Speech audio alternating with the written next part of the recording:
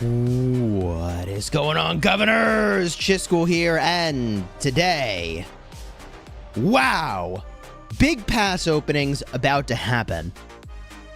1093 versus 1307, and 2489, that's Fa and Baba's Kingdom, battling against 1960. Also known as the Arvix versus Arvix KvK. Arvix will win. That's where my money goes, Chad. That's where my money goes. Hope you all are doing well today, and welcome to the stream. I appreciate you. We're also going to spin the wheel because I have a lot of gems on my main account, and I'm trying desperately to convert gems to value, so we're going to spin CJ, I guess. And then I max purchased the bundle with the armament crates, so brace for impact. We'll either get something amazing or get wrecked. But either way, you all get entertainment. So technically, y'all are the winners either way. Yo. Hold up. Justin, thank you for the 10 gifted, brother. Let's go. Fresh Killer says, excited for your new home in 2605. Yes, sir. Thank you so much. Godfather says, welcome to our realm, Chisgule. See you in OL. Dude, I think you guys are going to do great in OL. I think you guys are going to do great in OL. I mean, I don't think it's very secretive that I thought it would have been a great idea for our squad to join with 2891. They got a really amazing group there. Really amazing group in 2891. But I think for the vision of what Cortex and the officers are trying to do, they decided to start from scratch. But I mean, I think we could have done great joining with you guys as well, man. Truly and genuinely. So I think you guys are going to be awesome in League. I think you guys are going to do awesome. But things are going really well for the project so far, and I can show you guys the update. We have a bunch of people who migrated in, more than I thought, given that we're doing it 3 weeks early, but it's coming along nicely. Let me jump in game here, and we'll show ya. Bada boom. There we go. I was like, hello, OBS? Can we jump in game? Thank you again, Justin, for the 10 gifted. Really appreciate your generosity, dude. Kicking things off with the big 10 gifted right at the start. It's the Smash Squad, baby.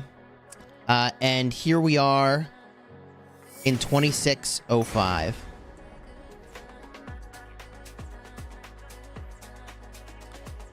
Now, we're here early.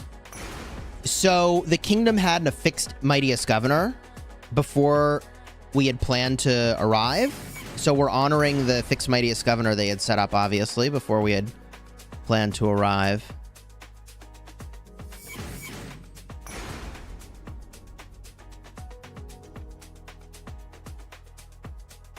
In terms of where we're at so far, I suppose I can show you here.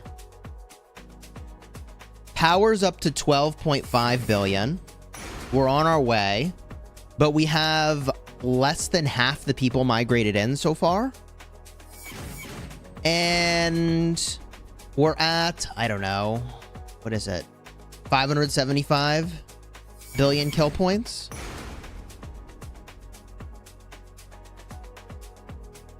Tell Warpig I say hello. Cheers.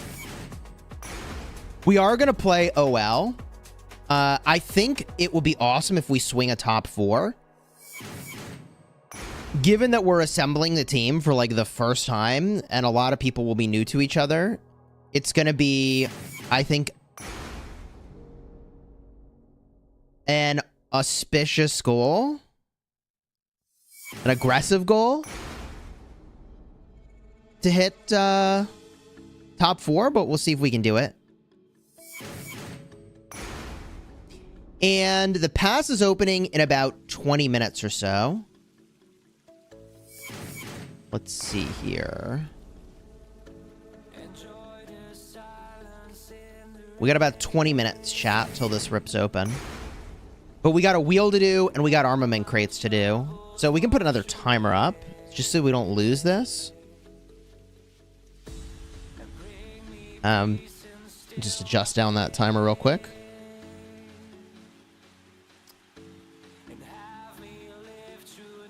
No one's here. Does neither side want the pass? That would be kind of funny if they both just stare at each other. Somehow I doubt that's what's going to happen. Somehow I doubt that's what's going to happen.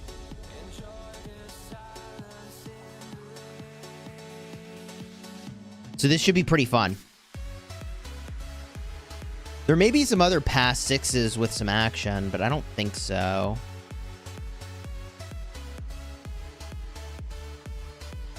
Doesn't really look like it. You can tell me, chat, if there's one I should be looking for. There's going to be action over here, maybe?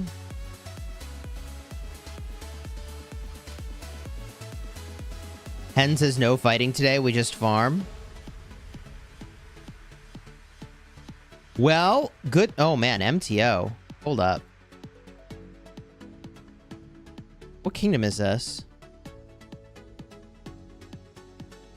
Is this, like, the same MTO that we allied with in KvK Season 3? Is this the same? It is. It's 1142. Bro, that's where Tickle Fist was from originally. Tickle Fist and Jay. Those guys were freaking insane, bro. That's crazy. Cheers. What's up, dude? Good old 1142, bro. Hey, that's old school cool right there, man. That's some old school cool right there. Oh, guys. Guys, KvK's over. Ranged tower guarding the pass. KvK has literally ended. KvK is over. This Hannibal Barca with its 1 siege unit stands no chance. They stand absolutely no chance. Benji, what's up, dude? It was nice knowing you, but this 1 siege unit kind of seals the deal here for KvK. All right. Jokes aside, let's go spend some gems. Chat, what do you want me to do first? You can choose. You guys can decide. Let's start a poll. Which first? Armament crates?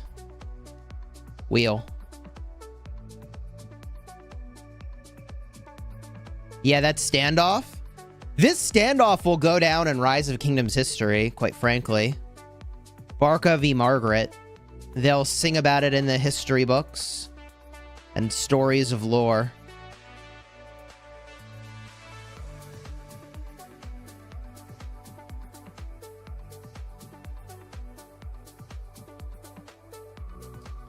Chat wants to see the wheel. All right. I mean, yeah. Hey, yo, look. Personally, I would have been like, rip open those legendary armament crates, bro. Rip open those armament crates. But all right, we'll spin the wheel. Hey, chat, you decide the fate. The fate of the stream is in your hands. We spin the wheel then. Okay, sure. Hey, what's up? We got Benji, and then we got Fire Benji Boy. Don't get it confused. I currently don't plan to stream on any other platform. The only thing that really has me feeling like I would need to do that is Twitch drops. 1 in the chat if you're familiar with Twitch drops. 2 if you're like, what the hell is a Twitch drop, bro? The crates make us sigh, cry with sadness. That's fair.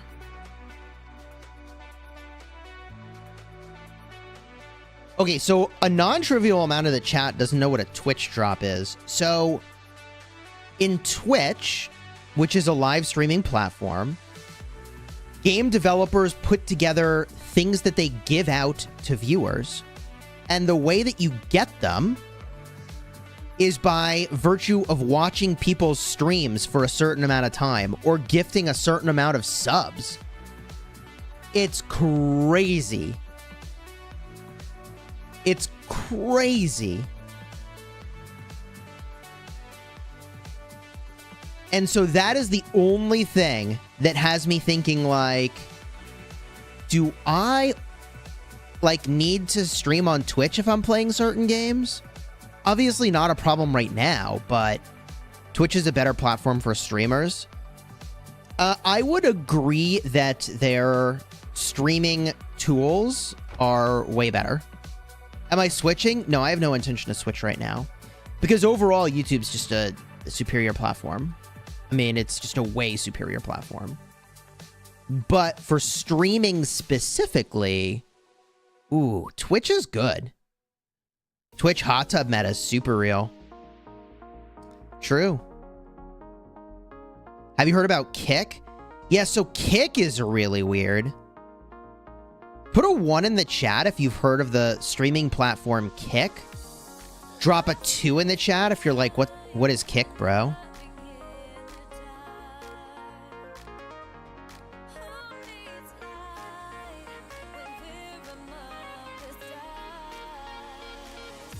So a bunch of people have heard of Kick and a bunch of people haven't.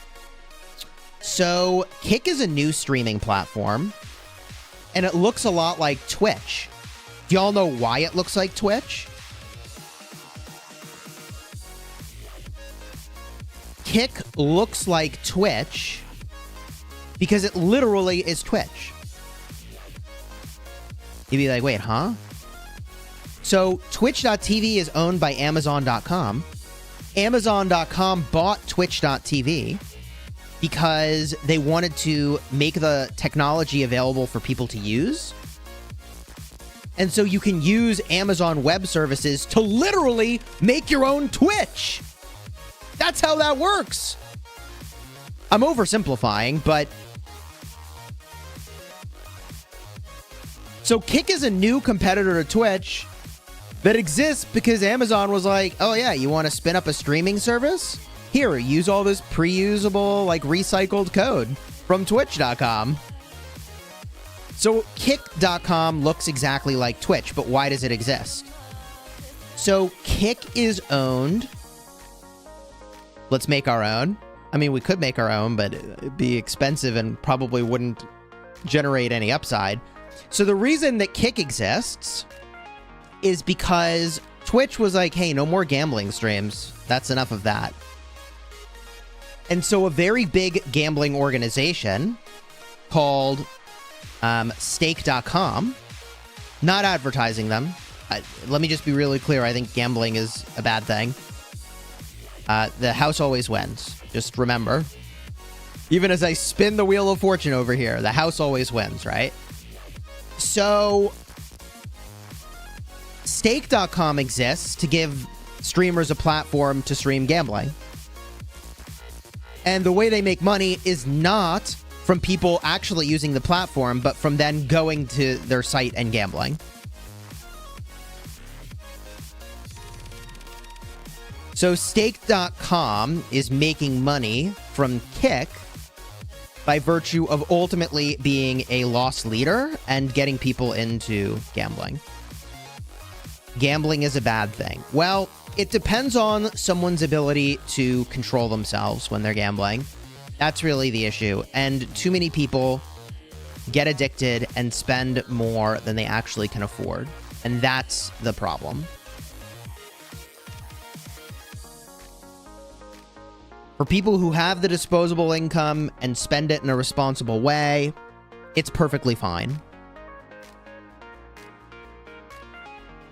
But for the folks that get addicted, it's super problematic. Chis says that while spinning the wheel. Yeah, I mean, I did say the house always wins. But I am getting sculptures. Oh, man.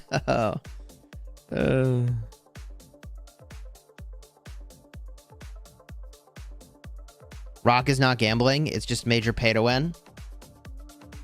And there you go. Chat says this isn't gambling. It's pay to win. He says before opening armament crates. Joking aside, Kick.com is run by train wrecks. That's like the content creator that's really driving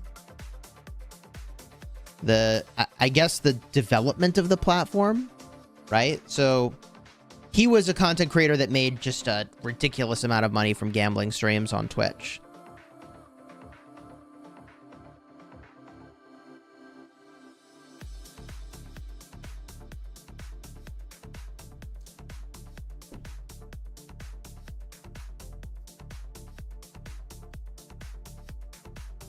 I did see that Shinchi went to 2891.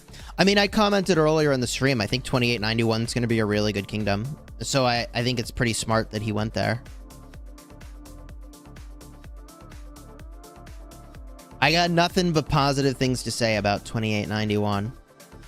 Hey, they're here. This is cool. I guess they intimidated that one siege tower off of the pass, man. That's crazy. That's crazy. Yo, Salty Cornflakes, thank you for the 19 months, dude. Hope your project goes well in the new kingdom. I appreciate it, dude. I appreciate it. Didn't Trainwreck scam his viewers? I don't know, man. I couldn't tell you if that had happened or not. I know that a lot of crypto influencers have kind of ended up scamming their viewers either intentionally or unintentionally. That is like a really crazy world. NFTs, crypto, holy man.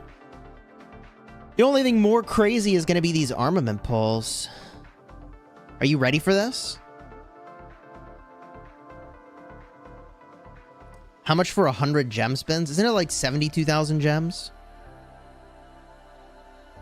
FaZe Clan? Oh god, FaZe Clan's crazy.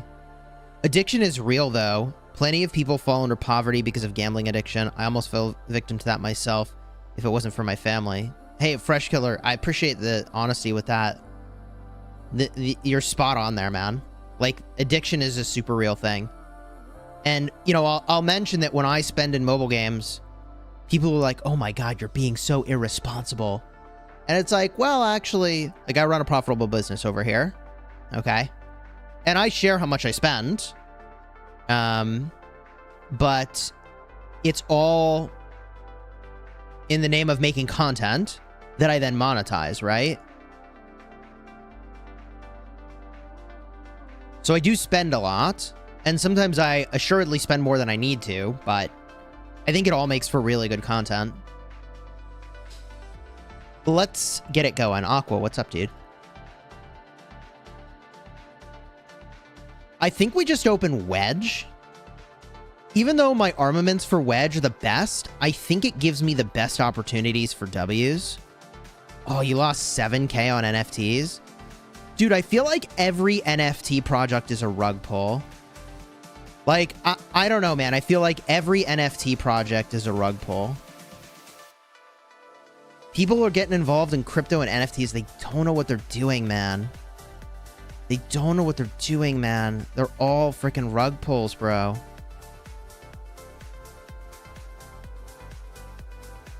Even big influencers end up accidentally, you could say accidentally or incompetently turning out to be a rug pull. Like, it's just, the space is such a freaking mess. Go 10 by 10, bro. Ooh! Hey! Inscribed legendaries, big poggers. Is that gonna be good?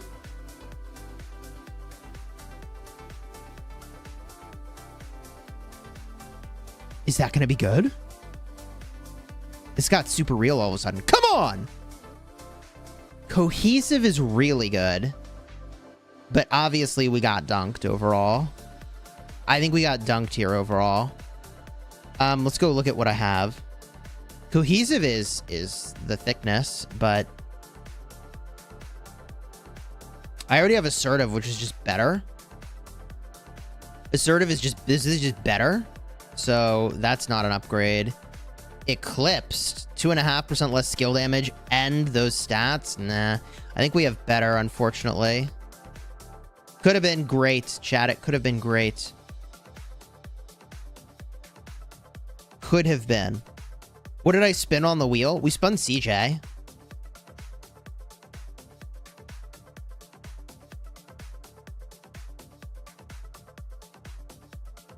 I mean, I'm getting memed now.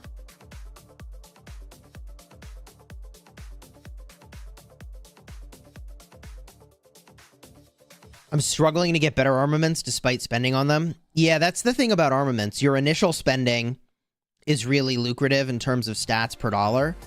And then the better your armaments get, the more expensive it is, the more dollars per stat to gain. So, ooh, okay. Yeah, the Wedge Gathering set I had got. Ooh, that's not terrible. That's not terrible. Actually, like that's mid high. But that's actually not terrible. We got to go see if that's potentially an upgrade for me somewhere. Come on! Oh my god. Why? Why? Breaker's good. But Lamau, rip. Literal worst. Gold gathering speed, troop load, and damage redux on barbs, bro. No, say it ain't so. How my archers doing here? My archers are kind of the thickness for the armaments, man. Ooh, these are good, but this one is my worst one probably. But it's got deflector and enduring, so this is probably better.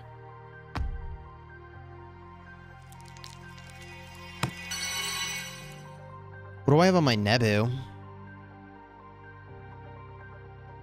Oh, I have better already, but it's legendary. That's kind of funny. I already have better. But the thing about the epic one is I could, like, I think I could put an inscription on that. The thing about that epic one is, like, I don't know if it's rolled high enough, but can I inscribe it? I can. Right? Like, I could put 1.5 skill damage on top, and then all of a sudden this might be one of my best armaments for that slot. You think the Nebu's amazing? Nah. The Nebu is good. It's actually pretty good. That's actually better than I remember it. Chat, you're actually not wrong. That Nebu's pretty decent. What I was looking at...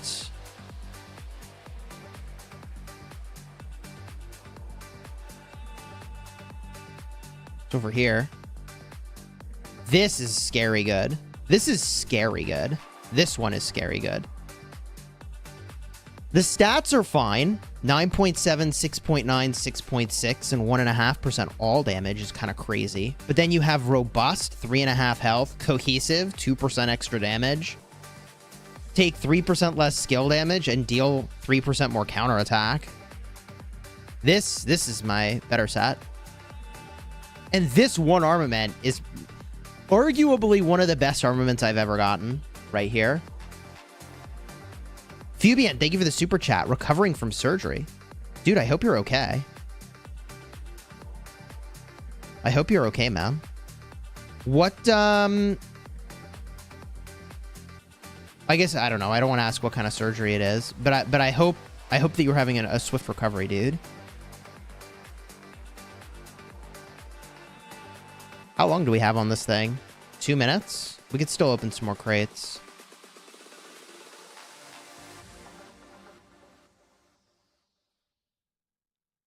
Come on. Nope. Nope. Nope. Nope. Nope. Wedge formation, please. Please. That's actually solid. Low rolls, but I think I'm shocked if I don't have better. Now we go to the legendaries. Oh god. Are you ready for the legendaries? I don't know if I'm ready for the legendaries. This is crazy right here. This is where it gets. Ooh. This is hundreds of dollars right here, baby. Siege, barb damage. Cav attack, troop load, barb damage. March speed, defense, barbs. Gross. Siege, troop load. Oh, God. Cav attack, troop load, siege health.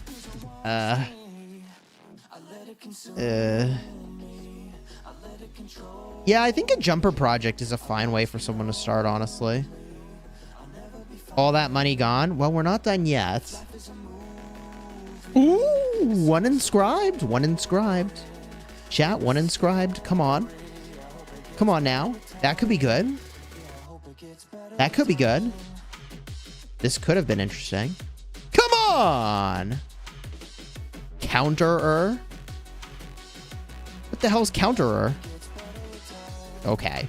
I guess that's not very creative thinking on my part that it would be something unrelated to counterattack. Alright, sure. It's counterattack. Damage taken reduction? What the hell? Counterer! Great. Good pickup, Chisgule. That's a great one. Alright. Sure. We got 20 of these left, but this pass is about to open. We'll see what they do.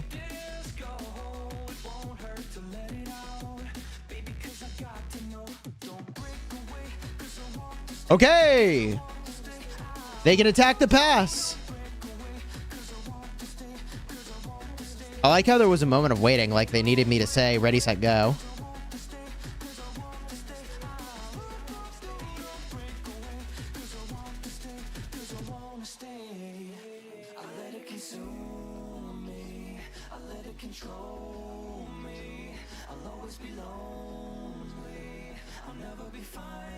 Which meta? Oh, which march is better with purple equipment, archers or cavalry?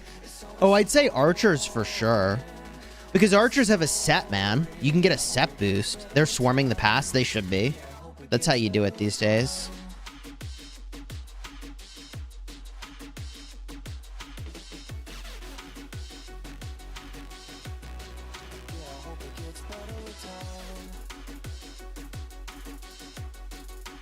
There it is.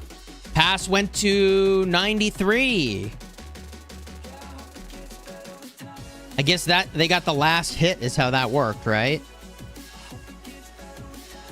Oh God, they're swarming the pass still. That's gotta hurt. Guys, KvK is saved. We've got a Margaret over here. Ranged tower doing its thing. KvK is saved.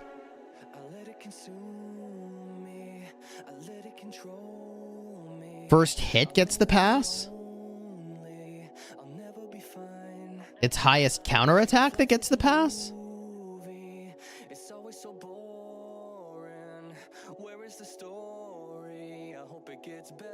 How hard is it to return to the game after 8 months? Well, armaments are going to be a real wake-up call for you. But once you get some decent armaments, you'll be off to the races.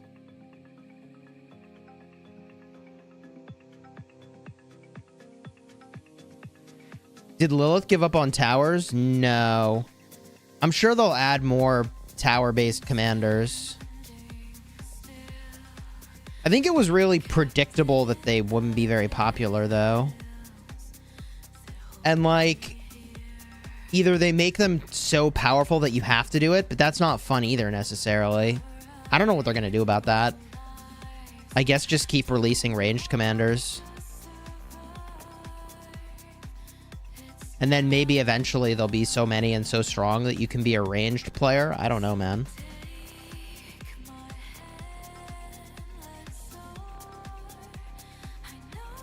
Last hit is the one getting the pass. I even asked VIP support about it. That makes sense to me.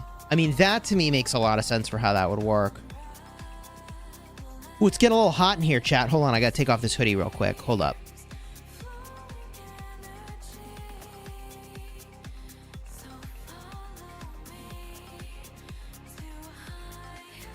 All right, we're back. Thoughts on the new Zenith 15% Archer attack? I don't think Archer attack's a very great boost.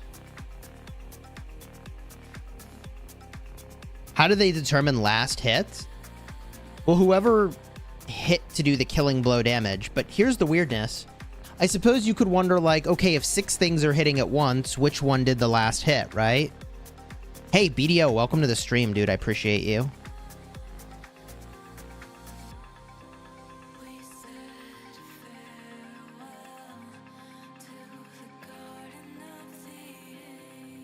Anyone else got an armament from traveling? Yeah, I got a crazy armament from traveling. You all saw this, right? I made a video about it. I got this from traveling. Legendary inscription, and I made a video about it.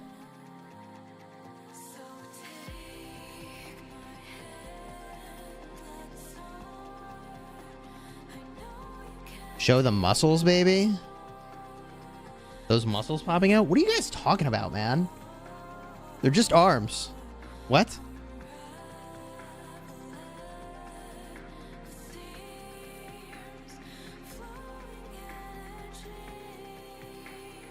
Yeah, y'all are funny. Oh, no. Chat's trying to seduce you. Y'all, what? Ripped School? What are you guys talking about? Literally, what are you guys talking about? Like, I just eat food and play video games. I am not Ripped School. Bro, what is this? Jeez. Daddy Chisgule. Actually, okay, so there is some truth to this.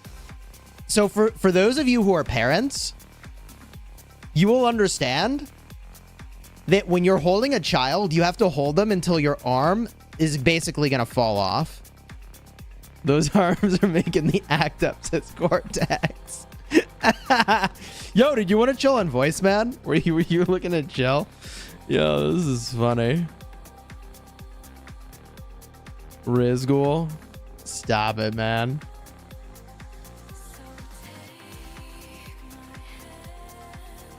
Oh my god.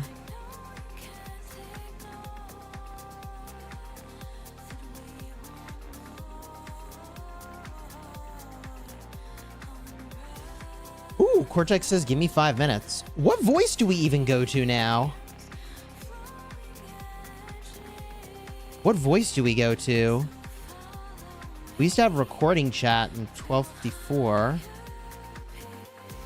But since they kicked me from that Discord, let's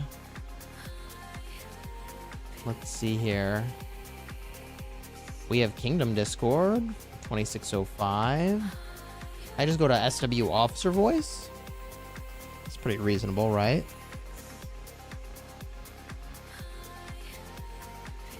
$26.05 recording chat. I don't know that I have access to recording chat yet. Oh, there it is. Now I have access. GG. Easy.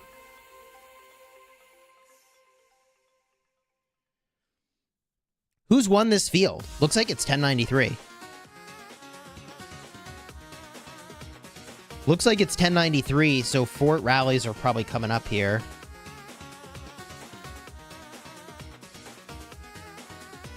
We could also watch the 1960 pass opening. Yeah, we'll definitely get a peek over there, man. Yeah, I'm no longer in 1254.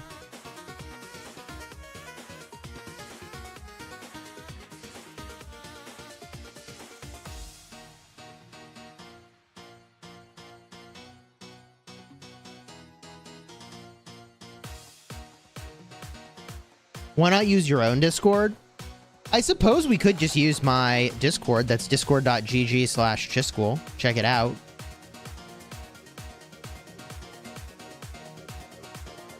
But yeah, no, I left 1254. I have no more accounts there.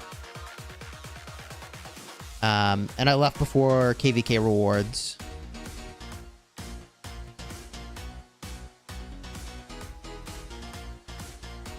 No, that hasn't happened yet, Salty Cornflakes.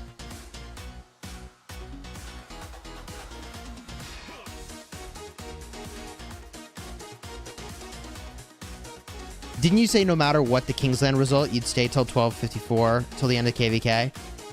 Yeah, but that was under the assumption that 1254 was planning to continue fighting.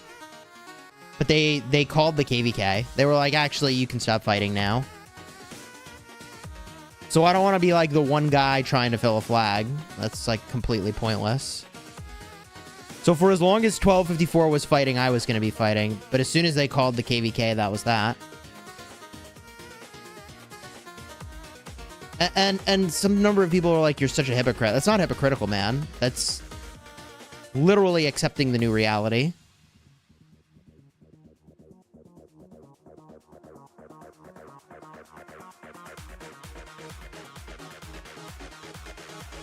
Will I miss 1254? There's definitely things I'll miss about it.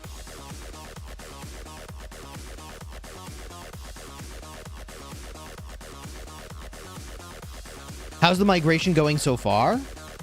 It's going great so far. I mean, we started 3 weeks earlier than we planned, so it's actually surprising how many people are already here. We got like half the people in so far.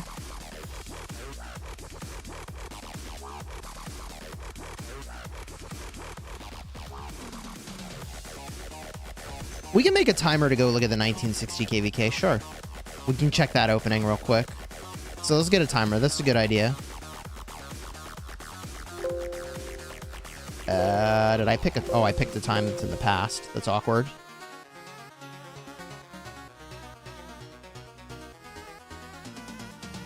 Good job, Chisgule, with the timer.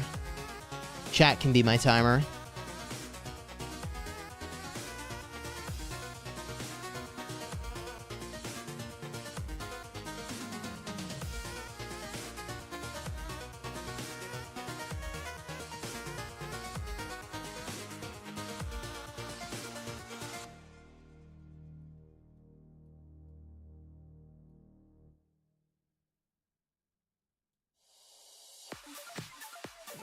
Where did we go? 2605. We joined 2605. 1093 numbers are insane. Are they stronger than 365? I couldn't tell you, personally. I think at this point, there are few kingdoms that are... I mean, are there even any kingdoms that can match the numbers and march quality of 365? I don't know that there are.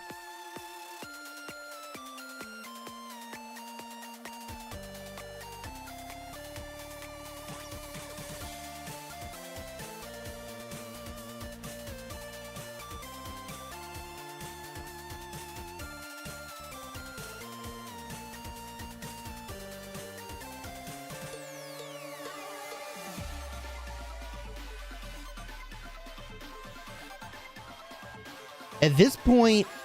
Oh, see, okay, they're mounting a little defense here by the fort. That's good.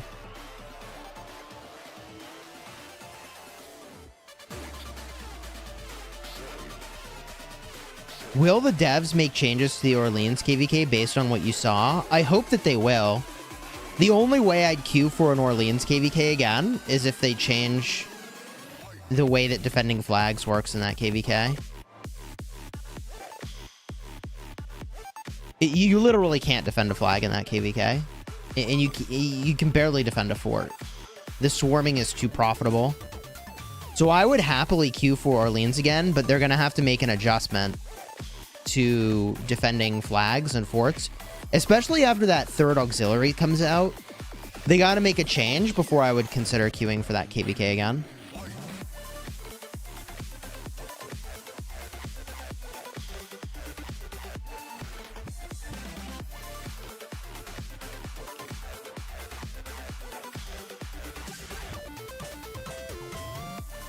All right, we have C11823 X of 154 463. This is where it's going down, apparently. In this game, nothing makes sense, TBH.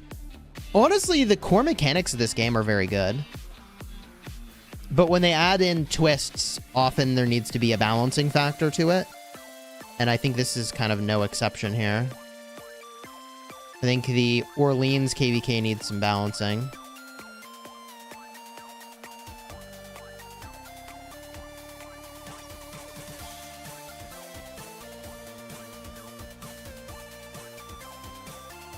What if they cut the Ox skills down to 2 max? I mean, that might solve it. I think the best solution would be to either give garrisons extra damage mitigation when you increase the number of auxiliary skills that you provide, or to increase the capacity of the garrisons.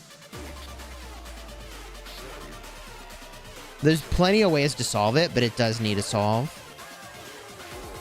Oh, they're already starting up the rage engine over here. 1960, very serious about taking this thing.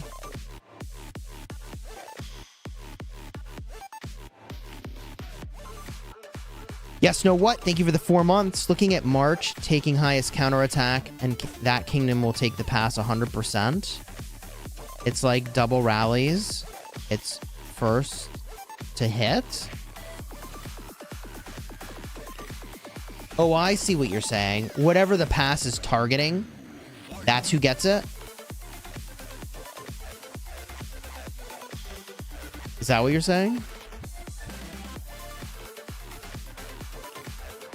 Because it's not highest counterattack, it's the combination of normal and counter.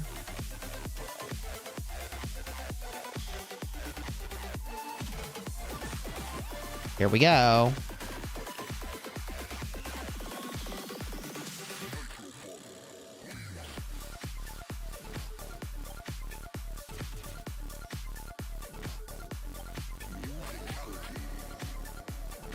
Chat says this is the longest fighting march that gets it.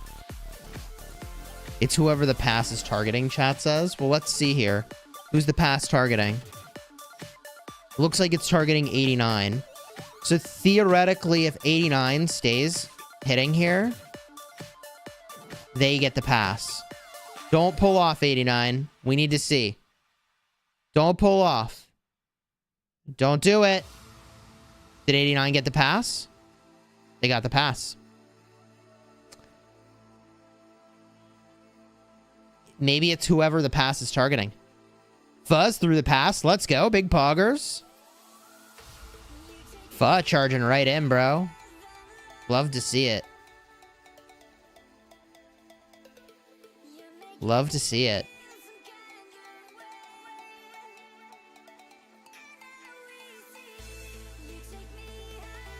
Yeah, or that Nevsky wasn't wearing any gear. I'm pretty sure they were wearing gear. You can count on their swarmers to be wearing gear, I think.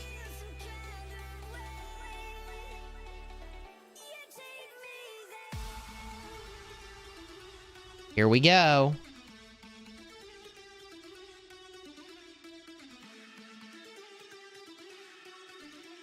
Chat says 89 has a numbers advantage. Aren't they both 2 Alliance Kingdoms? Is that accurate?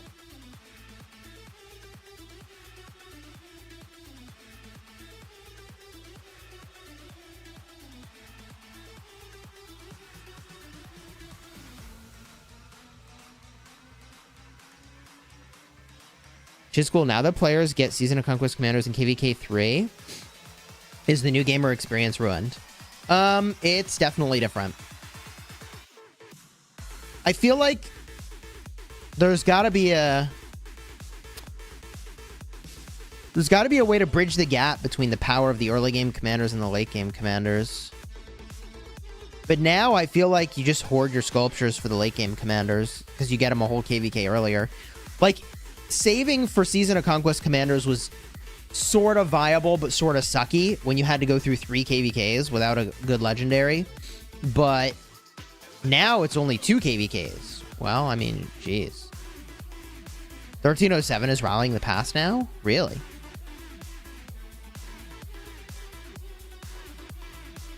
Chat, let's just jump back and forth between these two, okay? Let's just jump back and forth between these two.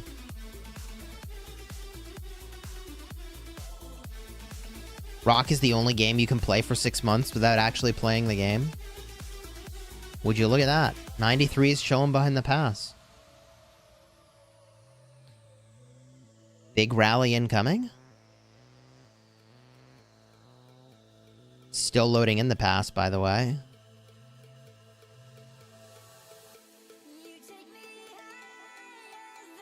Oh, something's hitting the pass. Okay, it's loaded in. Would you look at that? Pretty much Tariq Ibn Ziyad with Pakal is like the only rally that is viable.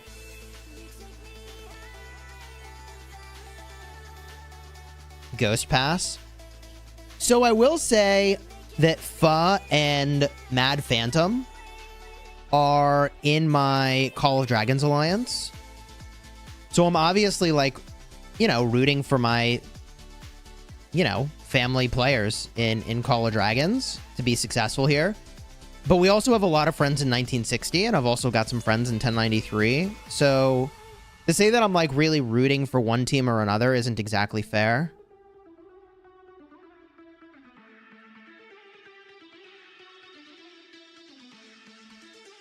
But make no mistake about it. I mean, Mad Phantom is an absolute monster in my Call of Dragons alliance, as is Fa. Those guys are complete beasts, man. They're complete beasts, bro. Here comes the swarm. Here it is, 1093 moving in. This is why you have to use the Pakal. It's like the only rally that can conceivably, maybe, hold up to what's about to happen. Assuming they swarm the rally, which they might not.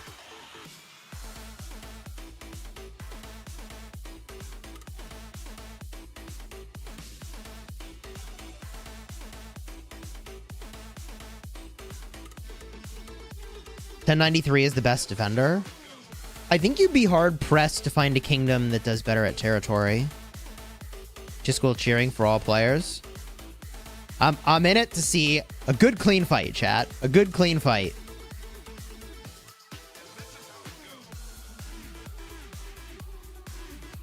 They're just taking the open field instead of taking the rally.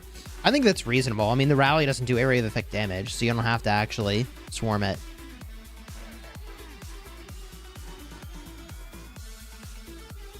It is really interesting that they're not using the new Archer Garrison here, because the new Archer Garrison is so good. How's the new kingdom going so far? It's going great, dude.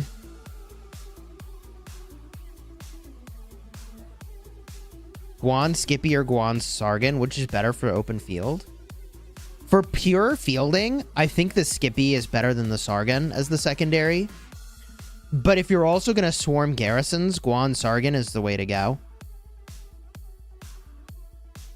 For pure fielding, Guan Skippy is the way to go.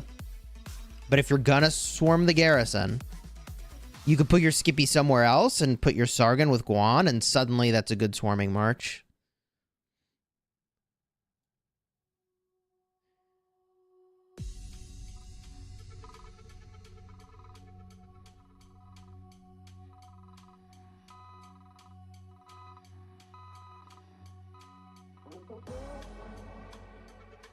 What can you say about the statement that no one can defeat 1960 in a one-on-one?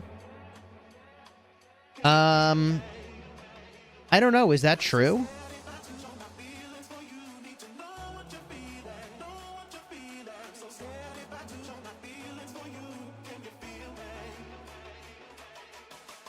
How are you able to even tell whom to attack? So I started playing this in dot mode. And obviously, if you were in this KvK, you'd have blue dots and red dots. And you just right-click and hope that you even attack something.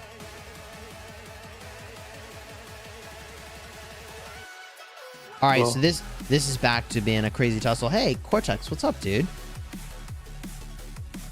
Welcome back, man. Thank you, thank you. We're just spectating some KvKs here. We got 1093 versus 1307. We got 2489 versus 1960. It's good stuff.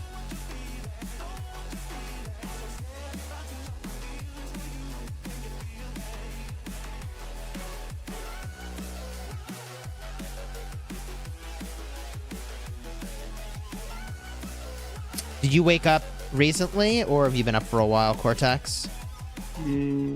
Like 7 hours. Oh, okay. Why? So you're on your local time right now, not, Yeah. Okay. This guy, man. Well, I don't know. I mean, often you and Ruz are on completely different time zones than your local time. GG. Big GG. So, you know, I've been opening some armament crates here. So far, nothing that's an upgrade. But I still have 20 legendaries left. So I could get something really good. It could happen. Am I going to do live streams for Call of Dragons? Absolutely. It's just there's nothing going on right now in Call of Dragons. Like, literally nothing. So we're just chilling between seasons. Oh! Double inscription! Okay. Yo, this suddenly got super real. This got super real. Double inscription legendary. Bro. First, we'll start without the inscriptions. We got Cav attack, Cav health. We got infantry attack. Okay, that one's terrible. Please be something good. Come on! This was a single inscription. It's haste, which is pretty bad. Archer attack, 1.7. Archer defense, 1.7. Then damage redux versus barbs. It was so close. And then march speed, 2.5%. But double inscription. Oh. Cortex, are you watching? Mm-hmm. Okay. Come on. This could be crazy. Come on! Bro. Oof. Counterer. Counterer. Let's go. And haste. God,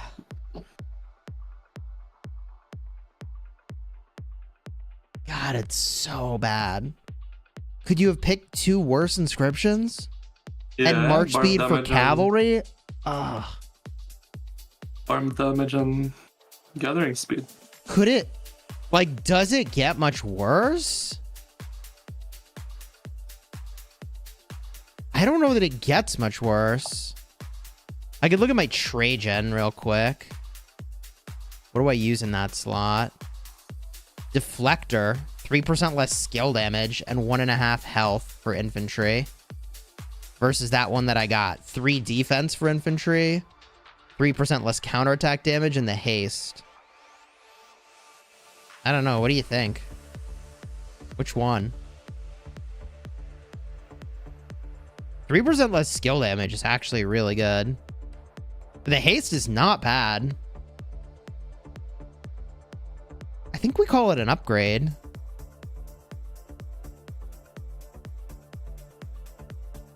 Barely.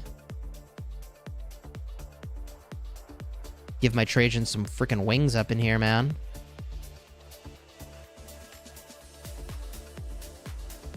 That could have been so good.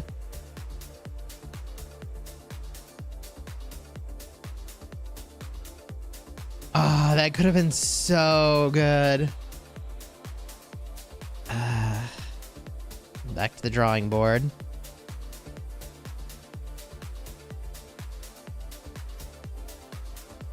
Single inscription. Single inscription could be cool. Come on! Oh, hello? Guardians? Take 2% less normal attack damage? That's kind of trashy. It could get much worse, chat says. That's not wrong. That's not wrong.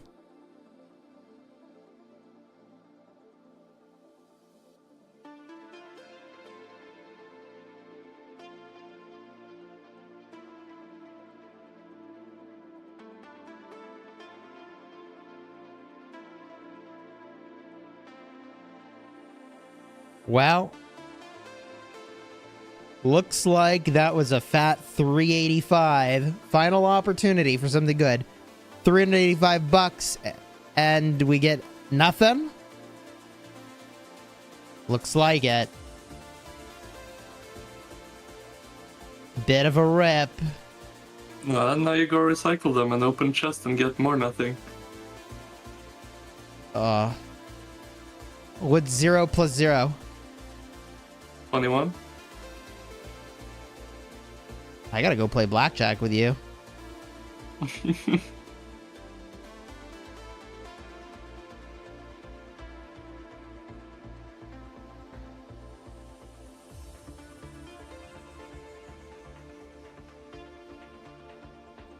Told you armament crates are a sad time.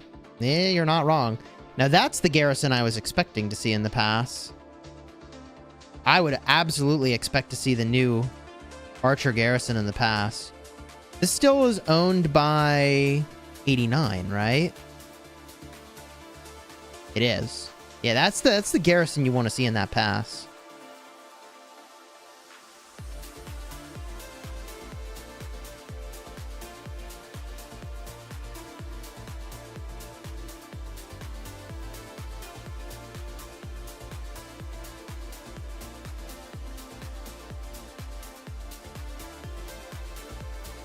Word Daddy Chad, thank you for the 5 gifted.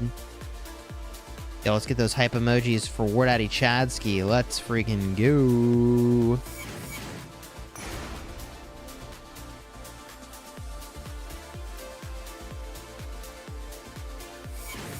Oh, Smeg got gifted. Big poggers.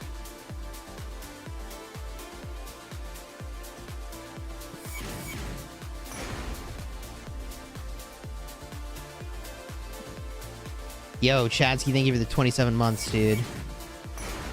Good morning. Dido, probably with Hera, is the best pick. I think in a pass, you could use Zhuge Liang, though. What would you use, Cortex, in a pass like this? Probably Zook. Probably Zhuge, right? Because they can only swarm it with 3 things. Like, get wrecked, nerds. Yeah, 2 things. Plus running. You could put big damage onto that thing.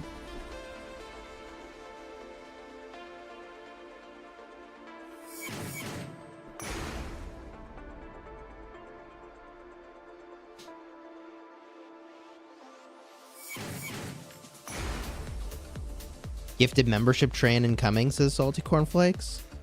Unless they triple rally it. Yeah, they're not going to triple, though. I don't think they're even set up to triple. No, at best they could double. And even if they double, might still be fine.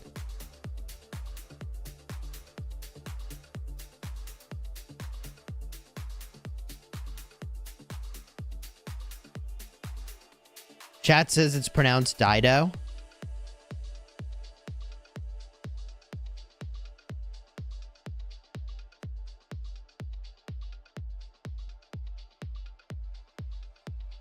Amani no longer an option? I think Amani is pretty irrelevant at this point. Yeah, isn't it Dido? That's what I thought. Then chat says Dido.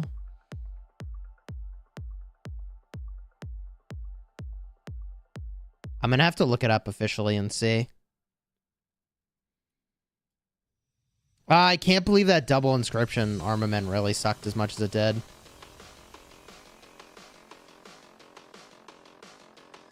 That's kind of tragic. Did you see, I have an inscription I could use. And I'm still trying to get an epic armament that's, like, worthy of it. But I have this one. 1.5% extra skill damage. And, you know, like, I could get an upgrade over here. Maybe. This guy gives 1.7 defense. 3% less skill damage taken, and 3% more counterattack damage dealt. But, I don't know if you saw this, Cortex, but I could take one of these guys and make an upgrade. Unfortunately, I'm just waiting to get one with better stats, 1.7, 2, and 1.8. But I could inscribe that with 1.5 skill damage. That would be an upgrade. Mm-hmm. I mean, if I had to garrison or launch a rally today, I'd just pull the trigger, but since I'm not, I'll wait. Is there an immigration option? Yeah, so people are migrating into the kingdom in 2605. We have 70, maybe 80 total people that have migrated in so far. So we're just like 70. 70. Okay. So we're about at the halfway point for getting the alliance to where we want to be. Actually, maybe even less. Less? Oh, okay. Cool. Dim Sum Slayer. Yo, that's awesome. Dim Sum is the best meal, man.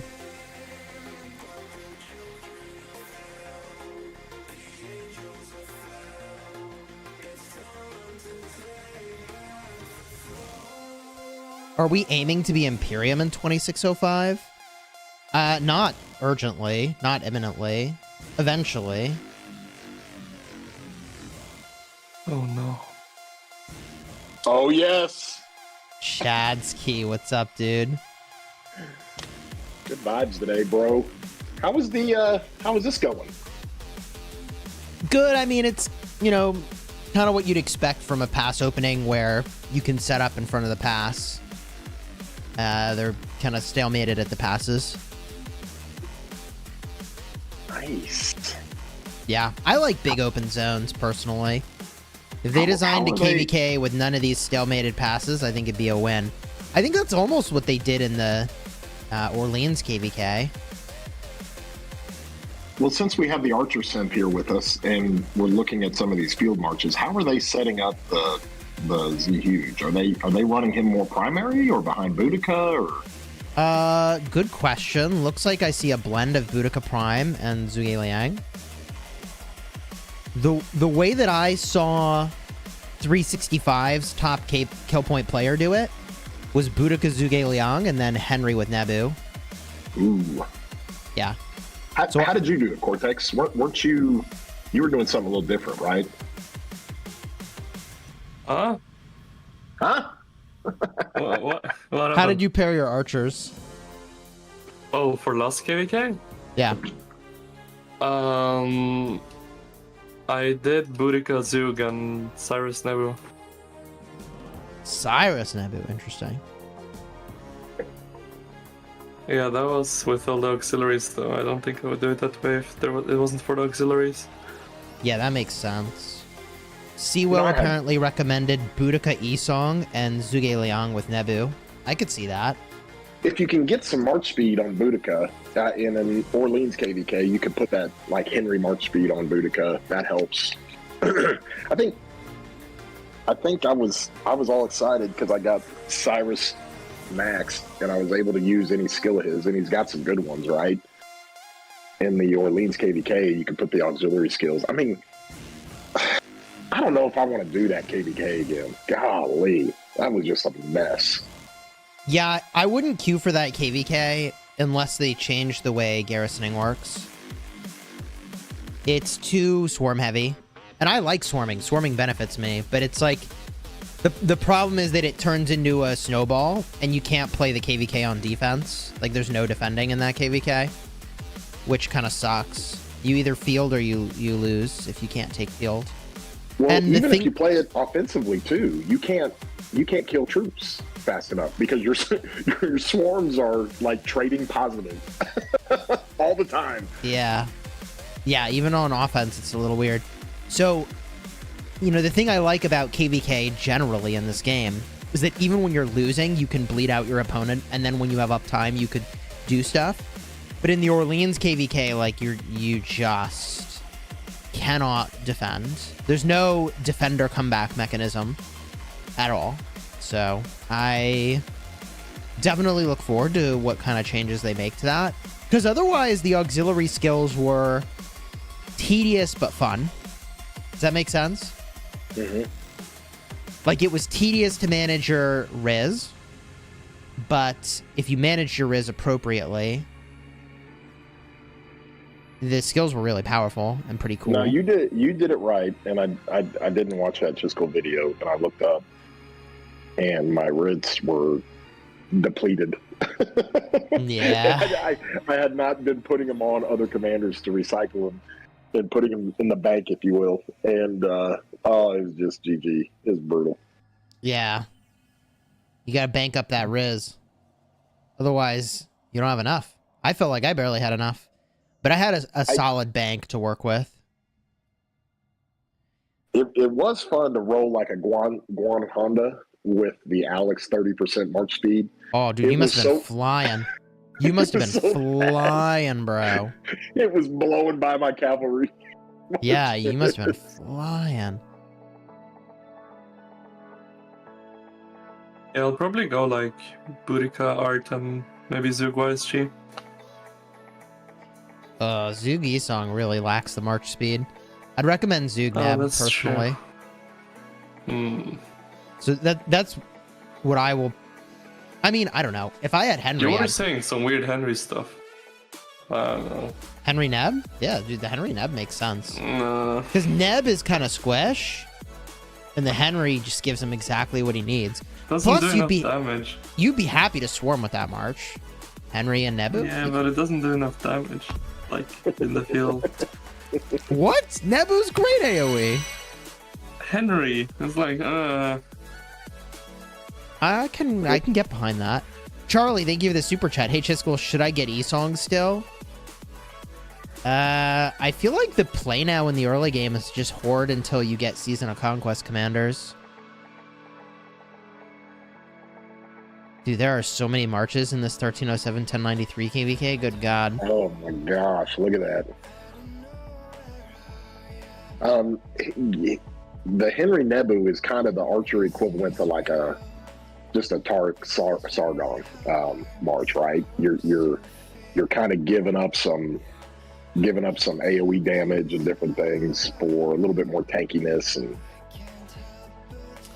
yeah, I mean, at least the Sargon has some defense, like some some debuffs, you know.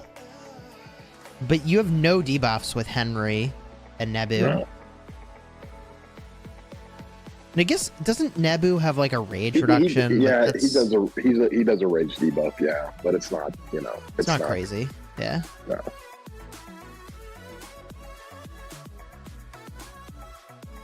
Typically, when I refer to a debuff, the kind I'm most interested in are the ones that make it so that all the marches hitting the target are more effective. So skill damage taken, debuff's really good, defense reduction, health reduction. That's the kind of thing that really shreds a march.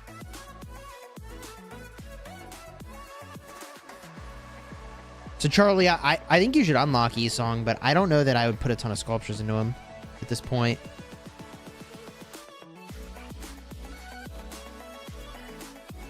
Going into Season Conquest, I'll have Mina and E-Song expertise. If I pair Nevsky and Mina, that's good. And the Archer, should I get... I think if you have E-Song, do you invest in Boudica or do you invest in Zhuge Liang? And I feel like Zhuge Liang is like a must. Yeah. Like the power level's pushed too hard to do anything other than that. Hey, Cortex, what did you run on the Garrison with Dido, whatever her name is? Did you run Heraclius with her? If they were swarming, yeah. And if they're not swarming, I think you use Zhuge Liang. Yes.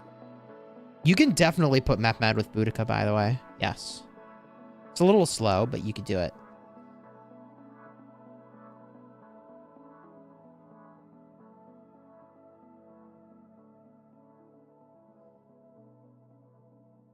What are you working on, Cortex? You working hard?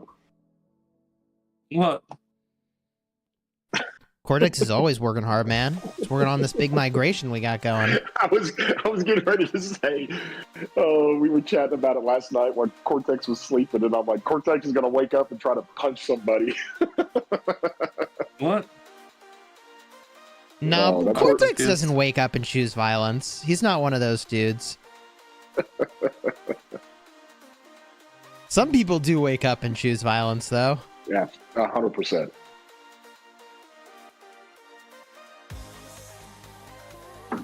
For an infantry-focused player, what's better for the field? 2 inf, 2 cav, 1 arch? Or 3 inf, 1 cav, 1 arch? I would say at this moment in time, the 2 cav would be the better play. I mean, you could definitely make 3 infantry, but It just, you don't have the commanders for the 3rd infantry. I mean, the power level on the cavalry is just too high. too high. Yeah. I mean, XY and Williams, really good. Although that was coincidentally the first march the enemy targeted every single time. I had to put so many defensive auxiliary skills on that thing to even stand a chance. It was crazy. oh, I put that Pakal 4 skill on XY, and it became a little freaking tank. Oh, you used Pakal. Yeah, because you're not rallying, so you could do that. That's pretty good. Yeah, it was good. That's what you had to do. Dude, that march with defensive auxiliary skills was good. I used at one point, like, Julius Caesar. So that's like a huge damage reduction. Eventually, I did Suleiman's second skill. That was a cool one. 15 attack, 15 defense, and I think 10% damage reduction outside of territory. Outside of territory, absolutely. Yeah. Yes. And then I put the third skill from Takeda, 40% defense. Let's go. I mean, I was moving in on defensive stats, man. And then I think fourth skill, I did like Leonidas. I went for damage. Can anything beat the Dido garrison right now? Cortex, what did you say was the best against it, or that gave the better Nevsky Burt gave the better? I say better trade. It still traded negative, Burt. right? But Nevsky Burt? Yeah. Mm-hmm. That's interesting. It kind of worked. I wonder if Nevsky Mina wouldn't just be better. No, it wasn't. Okay. It just died. It just. Okay. GG. Burt, huh? Burt's back in action? That'd be kind of cool. Oh no! What? I think everybody just forgets that he's even a commander in the game. Yeah, he's quite forgettable. He's arguably one of the most forgettable commanders they've ever released. That's not true. There's more forgettable commanders. Good old Moctezuma. He's got one job, and that's being forgettable. But don't worry, I have him expertise to chat on my farm account. I improved the quality of my trades when rallying barb forts by literally 1 sev wound.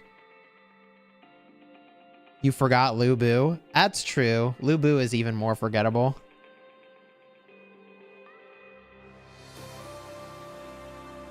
You used Joan with Burt, and that was amazing. I would believe it. Burt actually is a good primary because he's got the defense tree. You can actually make a tanky cav march. Everybody's always shocked when they go to hit a Burt. It's like bumping up against a Leonidas in the open field. You're like, what the hell is this Guan not dying for? And it's like, oh, that's why. Was it worth 690 sculpts for 1 sev wound improvement? Absolutely. Farm gains. Big farm gains. I mean, it is, if you've got 2, even, you know, especially like 3 cav sets, it is good to be a cav player. I mean, you can do... You can do stuff, I mean, yeah. You can do all kinds of stuff. Yeah. Great swarming marches, great open field marches are fast. I mean, maybe not in the rally garrison sense, but open field calves are, man, they're the way to go. They do stuff. I mean, I got 2 cav sets. I feel pretty good about it. This is my second cav set. It's pretty good, but I was getting melted with this set, man. It's crazy. The 4-piece bonus for the cav set, plus the health on Ash of the Dawn and Navarre's Control, and it's all crit, and I was getting wrecked. I was getting absolutely wrecked. It's my best set. It's pretty decent.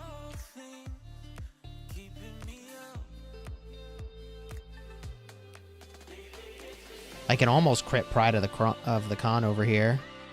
GG.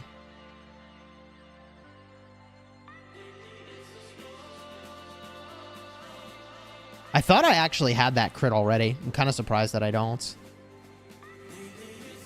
So close, yet so far.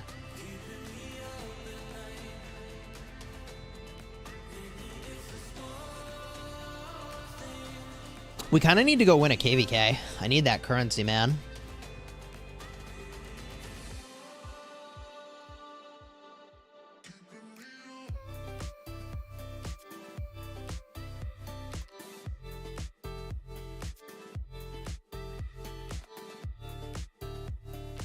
Will SW join OL? Yes. Speaking of which, how's that going, Cortex? Good. Awesome. Hopefully we can get the migrants in. Ooh, rally's in. Let's go. Is that a Seawell rally? It is a Seawell rally. Henry primary. Gotta be a Zhuge Liang secondary. Yep, it is. Okay. It's kind of cool.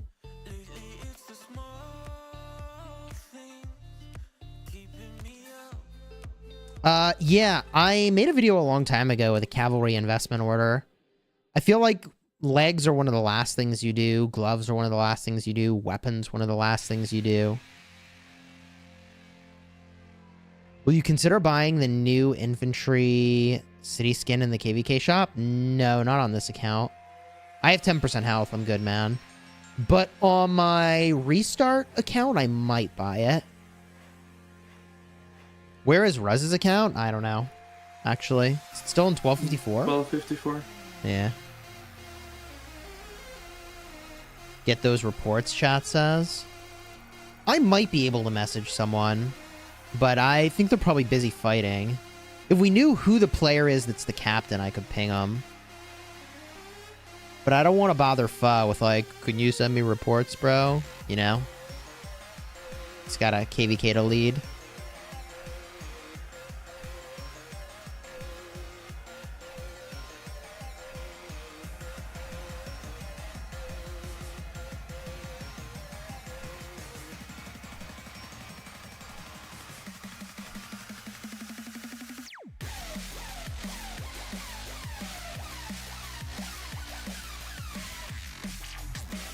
Strongest kingdom with the fall of 1254.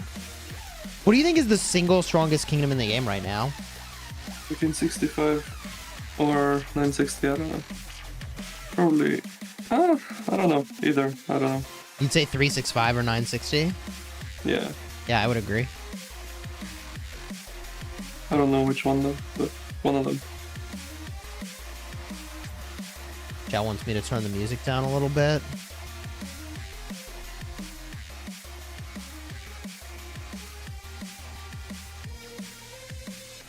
$1945 changed my mind. Cortex with a fast and simple answer. That's true. It does look like this garrison's doing like really well. And they're using Hera, by the way, in the garrison, as opposed to the Zhuge Liang. Ruz did quit. Is 1254 still Imperium? I don't know. We could look. Oh, wow. That freaking rally was so swarmable. Holy cow. We'll see if 1254 is still Imperium.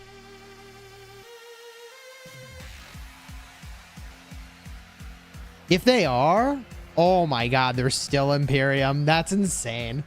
Dude, 1254 is so fat. That's just dumb.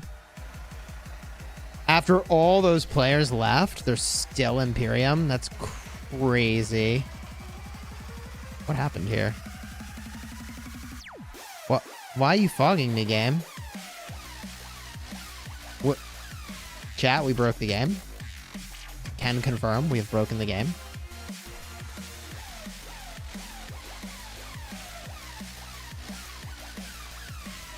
Okay, we'll go look over here for a minute.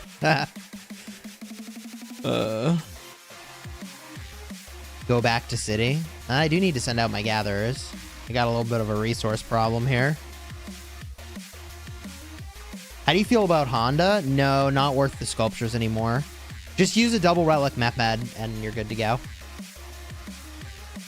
I'm not saying Honda's bad. I used him. I'm saying I don't think he's worth sculptures anymore. The fog appears when you look at the kingdom list. Okay, good to know.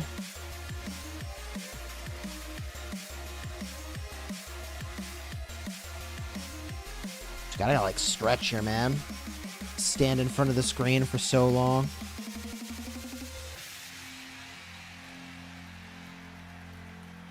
Twilight Falls, the new Infantry City theme if you run 3M. Probably the new Infantry City theme. What are the stats that you lose on the new Infantry City theme? Does anyone know offhand? Is it defense? Is it health? There are definitely specific players that I missed from 1254.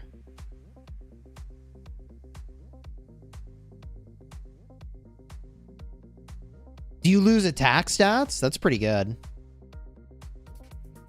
Is it attack for both troop types? Because the way you look at this, here's how I look at it, okay? I look at the net gain of stats. So we're talking about gaining 30% defense at the cost of 10% cavalry and archer attack. So you're netting, I mean, 20% of stats. That's pretty good. That's pretty good. I would say, especially when you're losing attack, you really don't care about that all that much. Yeah, I would say that that's really, really good. Meanwhile, the Twilight Falls, you're losing 10% attack per march. That's infantry. So you're gaining 25% skill damage, 5% per march. But you're losing 30% attack. That's not value. It's not even close to value. That's terrible. So that 10% defense infantry city theme is pretty good. I would definitely take that for my restart. Yeah. I could go for a Zenith, though, on my restart. That's, like, my best option. But until I get a Zenith, I might do that. And I might not ever be able to do a Zenith on my restart. I don't know. It kind of depends on how much I train troops versus how much I field. Do you think Redline's going to retire? I think Redline is leaning towards sticking with it. And I think he felt the same sort of thing I felt, which was like, I thought Kingsland was going to be more. Even if we lost, I thought it was going to be more. But we basically conceded within 24 hours in Kingsland because it was so indefensible in the swarm meta of the KvK design. So he kind of feels like he didn't get the last hurrah he was looking for. That's my impression. I mean, look, Redline will tell you himself how he feels, right? Yeah, Sean, that Kingsland was so short. Like, that was shockingly short. So I think some number of people were like, this was going to be my last hurrah, but it was missing the hurrah. Yeah, it was the shortest Kingsland you've seen in a long time. I actually have the stats for that Kingsland. I could put them on the stream.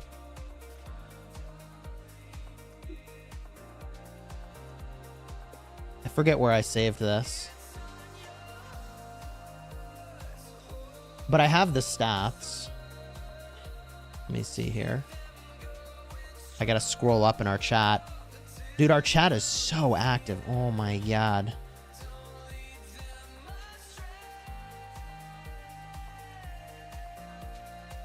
I could download the screenshot. It's basically a summary of the performance of each alliance in 1254. Within the first 24 hours of Kingsland is when they pulled the data. And that's really all that matters, because after that, Kingsland was over. So I got you, broski. I got you. Oh. You shared it? Hold Let me on. jump to present.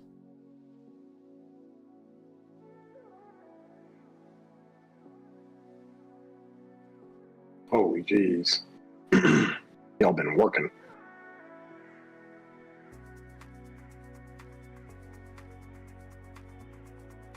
Why a Henry Nevsky rally? That's not seriously Henry Nevsky, is it? I mean, maybe they know something we don't. Is it actually Nevsky?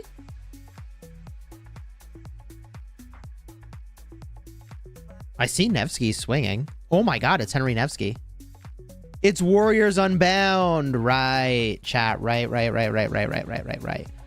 So Warriors Unbound, you can switch the skills around from one troop type to another with an artifact. Yeah. Ah.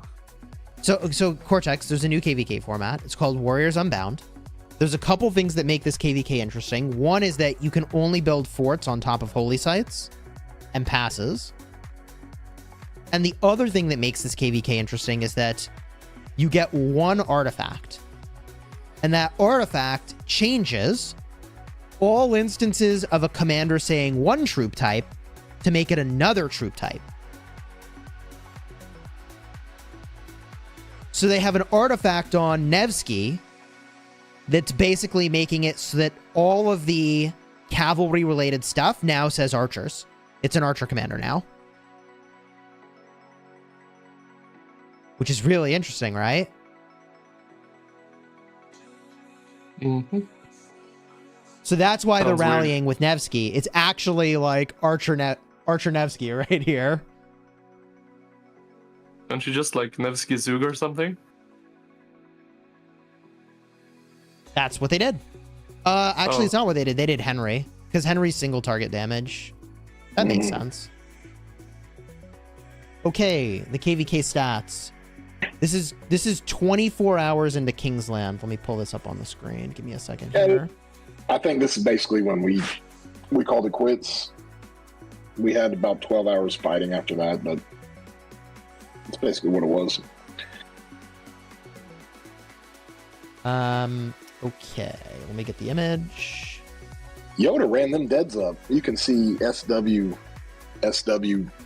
per player deads.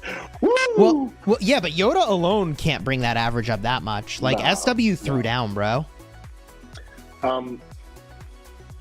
TR, just for context purposes, I think TR had 144. TR had 144 members. SW had 108. HB had 107, or that might have been flipped. And Q7 had 117 or 114. So that's where the stats per player comes into play. Okay. So we were tracking as though there were 117 players in our alliance. No, you were tracking as if you had 107. 107. SW. Got it. In SW. Okay. 107 in SW, 108 in HMB, 144 in TR. That's why they ran it up so high on the overall. And then 114 in Q7. Got it. So the stats per player is really important because the alliances all have different numbers of players. But yeah, so if you look at the stats per player, the kill points from SW were not as high as TR, but they were close. And the dead troop contribution was huge in SW. SW was face tanking 365. Yep. there was a good. Bro, we basically had JST swinging in on us. Like, no, it was JSTB for 24 hours in Kingsland. All we did was eat dog doo-doo fighting the strongest players in 365 in Kingsland. Oh, it was wonderful. Which is just a function of how the territory lined up. This is throughout the entire KvK, but paused after the first 24 hours of Kingsland, right? So this is the entire. It's basically all the books of the Bible except Revelations. It's like 95% of the KvK. Yeah, it's everything through the first 24 hours of Kingsland.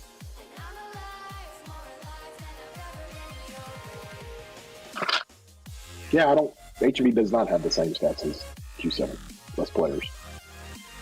No, so HMB has about 40, what is that, million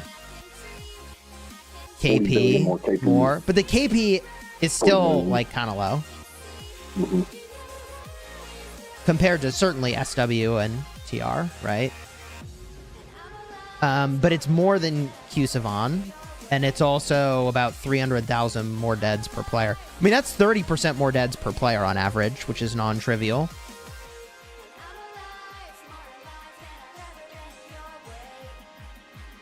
And it's not, I mean, it's still, you know, like, that's like 25% less. What's the right way to say this? TR players had on average like 20% more dead troops than HMB players on average. But TR players on average had almost double the KP than HMB players.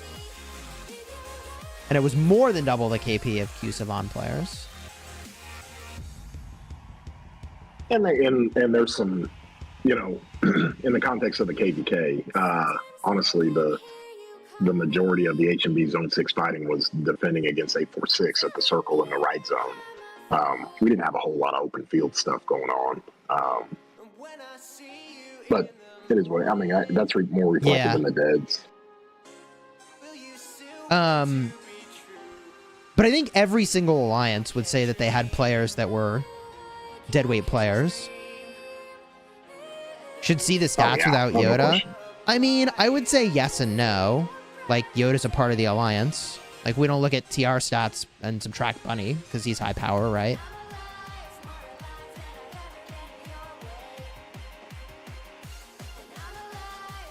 Yeah, even without Yoda, SW ran the deads up higher, I think. I think I had a table without Yoda. That was just basically some of the stats. And, you know, Q7, at first glance, they hover around a lot of 70 and 80 million power players, and they're pretty efficient with how they do it. But overall, then Q7 and HMB were about the same power, especially considering Q7 had about 8 more members. They were at 114 members. Anyways. Yeah, Yoda did lose 800 million power. That's true. I think that was a record. He did set the record for the most dead troops in a KvK, yeah. He committed, man. And I think Makote was set close. The record for the second most. Yeah, he was close.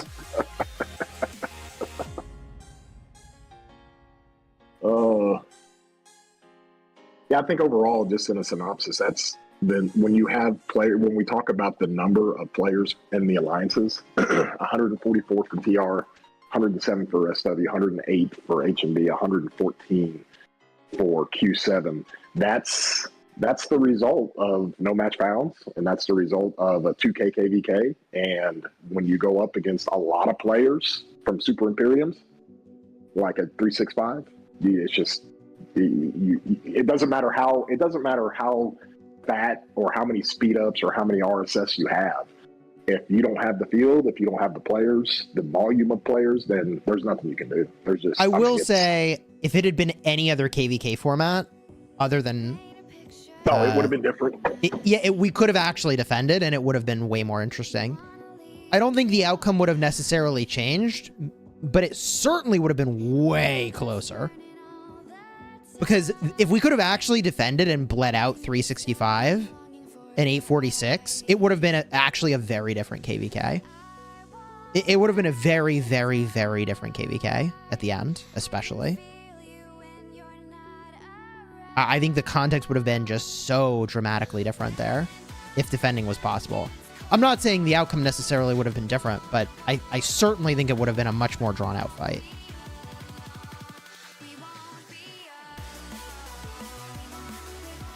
So, you know, here's my feeling, though, about, you know, having territory and being in an alliance. It's like, you're supposed to just switch alliances to wherever the fight is.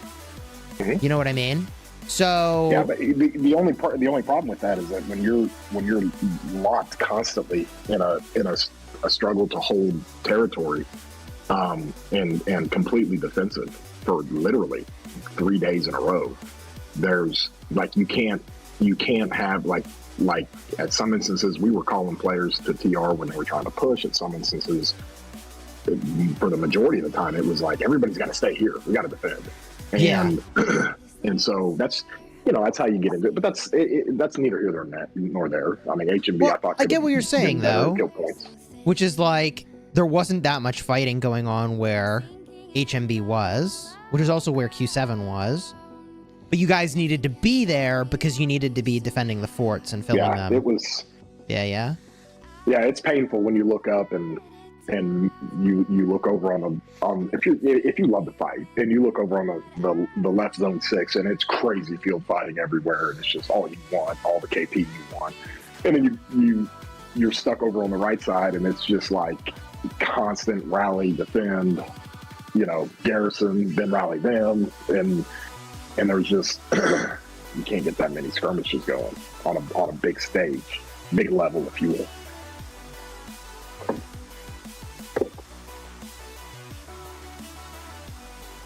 But say lovey. Yeah, I mean, it's all over now.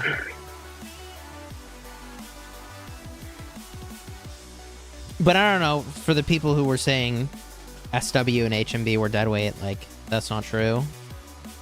That's just like, the data tells a very different story. Although, every alliance had some deadweight players, right? Oh, no question. No question. Yeah. Which is insane. Like, that drives me nuts, man. Nothing drives me more nuts than being in an Imperium. Like, if you want to play the game, just migrate or quit. But, like, don't... Yeah, you know, don't count toward the weight the kingdom has to carry and just do nothing. There's... I think that goes into context a little bit of what Cortex, what we're building in 2605. Because it was like, hey, do we try to push for a, 17, 18, 19 billion power alliance? Well, sure. I mean, we have 500 applications. We could take all the high-end or high-power players and have an 18 billion power alliance. But I think the emphasis on kill points, the emphasis on deads, they went through it's really important. And I would much rather have a 15 to 16 billion power alliance with a trillion KP than to have a 19 billion power alliance with 600 billion KP. Does that make sense? Yeah. I mean, I'm not trying to drag up the topic of like the announcement we made before the pass opening, but it is really funny that people are like, oh, your announcement was so bad. But you realize there were a bunch of people that announced they were quitting the game from the kingdom. And it's funny how everybody overlooks that as if like that has no influence on morale. But they're like, oh, your announcement to leave the kingdom is... That's the thing. That did damage. But I think we literally point to the stats and we're like, obviously it didn't influence that outcome in that way. No, like you literally not can just look at these stats and be like, right, so we announced SW is leaving and we had the most deads per player in the kingdom. Okay. And we announced HMB is leaving and they have almost as many deads as TR per player. Not quite. But the idea that the announcement had some dramatic impact is a complete fantasy. Especially when you compare to... You do realize there were dozens and dozens of players saying, I'm quitting after this KvK. And people think somehow... They think that our announcement has impact, but people saying they're quitting has no impact? This is just a very weird understanding of reality. Well, especially in the leadership context, when so many leaders are quitting, say they're quitting, this is my last hurrah. I'll just be real frank, and you've probably been in that situation too, Chisgule. When you've turned in your 2 weeks notice at work, you typically don't work near as fucking hard. sorry for the F-bomb, but no, you're good. You're good. That is when I kind of look at this, I'm just like, whether it's planning, whether it's territory, whether it's doing all the different things that leadership's got to do in the KvK, when so many leaders are quitting, you're mailing stuff in at that point. Just like, hey, let's get through this. Yeah. And that's okay. We still had leaders putting in a ton of work and working their tails off, working with our allies. I think we owed it to our allies to do the best we could. In 302 and their heroic effort. And so, yeah, I mean, there definitely were people who worked their butts off, like Ruz and Redline, 100%. But I'm just saying this like weird fantasy that like our announcement is the thing, but somehow we can just ignore all the players quitting that announced, especially the players in leadership, is like, I mean, if you think the one thing was impactful, you certainly should think the other thing was impactful. And all the player quitting announcements happened way before ours. So, like, just put the two together. Was there really no better time for a migration announcement? Not if you were going to do it right. If you're going to do it right, you couldn't do it. It had to happen when it did. I mean, think about it this way. If we didn't make the announcement when we did, then certainly we would have no Arc League team right now, or no Arc League opportunity for this season. Zero Demon says, announcing players quitting versus announcing two alliances are migrating is basically the same. I would agree. Yeah. I would agree. If you think the one has impact, you should think the other has impact. Yeah. And like, did all the players announcing they were quitting influence our decision to leave? In part, certainly, it was relevant. Yeah, absolutely. I mean, what are you going to try to do? And we've all been a part of kingdoms where you have leadership quitting, or alliances migrating out, and what you're left with, it is near impossible to try to rebuild to the standard you want it, right? I mean, look, at the end of the day, there are reasons why we left, but I think, under different circumstances, we would have very happily stayed there and taken the reins for the kingdom. No questions asked. But the circumstances weren't what they were. And it was kind of brought up, the trying to identify a kingdom. We had a ton of options, but I think when we start inquiring about kingdoms, about taking over a kingdom and starting those conversations with people, then word would have gotten out anyways. It doesn't matter. I mean, I think this comment really hits the nail on the head. Yeah, man. Players announced in every stream, big names are going to quit 1254 and nobody cared. But then when SW announced they're moving out, we get blamed for everything. It's not really fair. Yeah. I mean, that's pretty and I think it's fine for people to say they're quitting. I actually think it's fine. What I think's unfair is how our announcement gets a ton of blame, and then all the other announcements are like completely benign and totally fine and had no impact. And it's like, if you think one is bad, then you think the other's bad. And I think that the announcements of quitting is actually fine. Like, I actually think it's fine. It obviously, didn't influence the extent to which our players performed. I mean, average of almost 2 million dead troops per player. I mean, if you look at it in the context of doing what's best for the players within your alliance, and you have been disclosed the information that a bunch of people are quitting, and your players don't know that, then it would have been. I mean, it would have been really tough to go through the KvK, and then everybody announces that they're quitting, and then everybody's scrambling. You're trying to figure out what to do, where to go. You can't. You get caught between a rock and a hard stone trying to plan, and so yeah, all this stuff went into it. But I mean, it is what it is. But I just want to be clear that I don't think announcing that you're quitting is a bad thing. I actually think that's fine to do, and it helps people who are organizing figure out what the heck to do. My comment is purely in the realm of if the people think the one thing is bad and they're going to give us a hard time for that, they should look at the other thing that happened first, because it's the same thing. It's I don't know, whatever. Doesn't matter. All water under the bridge now. We left. Now we're watching a rally. What is this, dark? Why would I spend my speed ups and resources if I'm migrating away? Well, okay, 2 reasons. One is you can't take your resources with you. So there is that.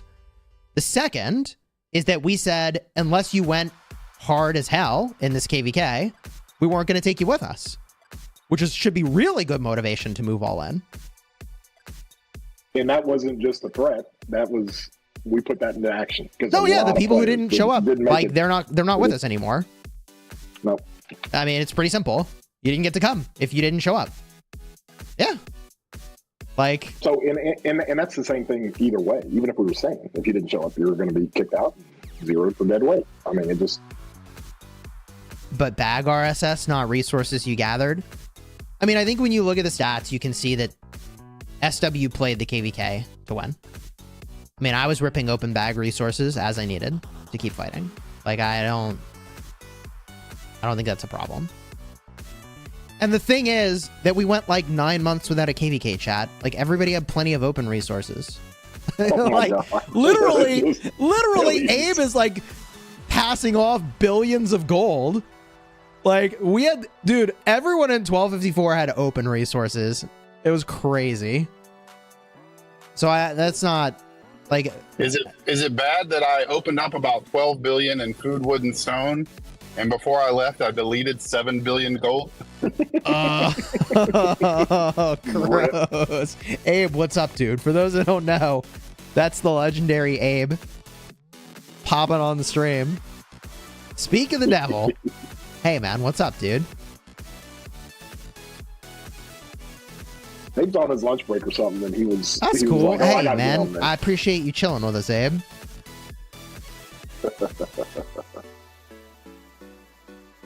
Yeah, I'm lurking. I can't really talk much. You're a lurker. Lurker. I gotta get back to work, bro. Have a great stream. Hey, cheers, dude. I appreciate you. All So right, yeah, I think Abe proved for us he was opening what was in his bags. Yikes. No, I mean, like, dude, like, we really wanted to beat 365. Like, the rivalry is super real. The problem is that we were too thin as a KD.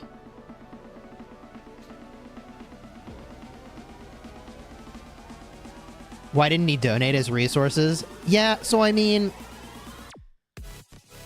obviously there's a little bit of drama here, but if you've ever tried to transfer 7 billion resources, it does take a long time. I did transfer my resources for whatever that's worth. What I had open.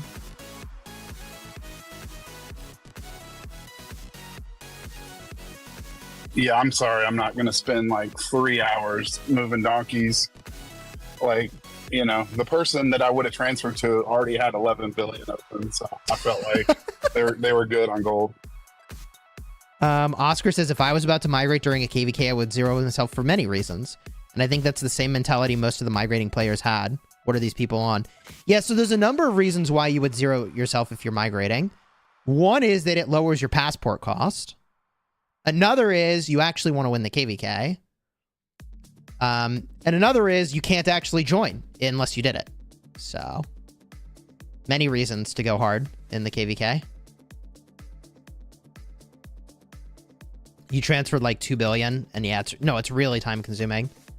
Even I was transferring billions of open resources, and I was like, God dang, do I actually have time for this? Like, I'm doing it, but holy moly, it's really time consuming. And I get that it's more time consuming to gather them up in the first place, but I'm just saying, it takes a long time. Can you transfer the troops? No, you cannot transfer troops.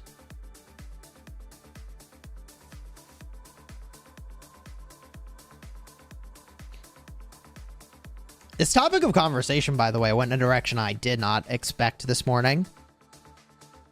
I was just here to gawk at bad armament pulls and spin the wheel and watch some open fielding at these passes.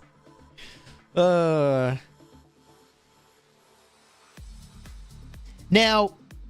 for what it's worth, chat, for what it's worth, I think it's fair for me to say that I knew that making any announcement at all would be a source of drama, and I was on team wait to announce.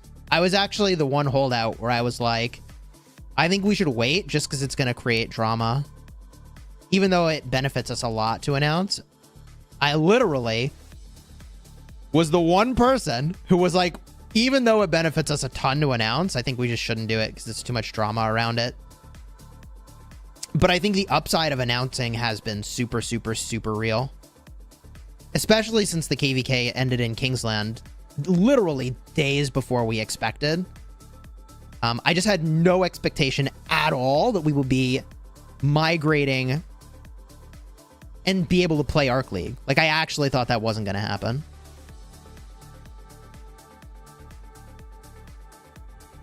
Gecko, what's up, dude? Good to see you, man. How's life? How are you? Yo, hey, can we get some hype in the chat for Gecko Gaming? Celebrity in the house, big poggers. Let's get some hype in the chat. True story, when I was at one of my lowest moments in playing this game, I was taking just a jaw-dropping amount of harassment from other players. We just lost KvK, where, I mean, people migrated in specifically to bully me and my kingdom. And I was like, why do I even play this game? What am I even doing? Why am I even a content creator? At the time, I was working in tech. I mean, I was barely making anything from YouTube. And Gecko was like, Chisgule, your channel is very successful. Buddy, you need to stick with it. Gecko remembers this. Gecko remembers this. There was a time where I was like, why do I even bother with this? I got the whole Rise of Kingdoms community being an asshole to me. Why would I stay? It wasn't literally that, but I mean, you know, it kind of at the time was. I was like, why stay? Why do I bother? And Gecko was like, bro, your channel is doing really well. You should just stick with this. And so I did.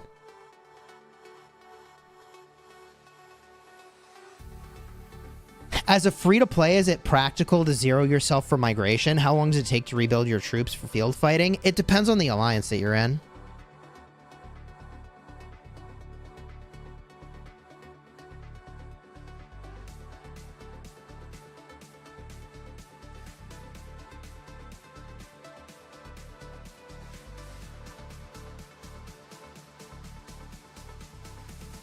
Is the migration done for your kingdom? No, we're not even halfway there yet.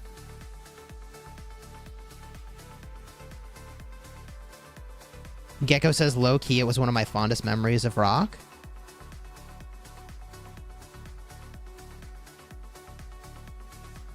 Wait, what was one of your fondest memories? It couldn't be when you told me to stick with it, is it? Or are you talking about early KvKs? Yeah, Gecko's an OG, man. Yeah, you can migrate with troops training.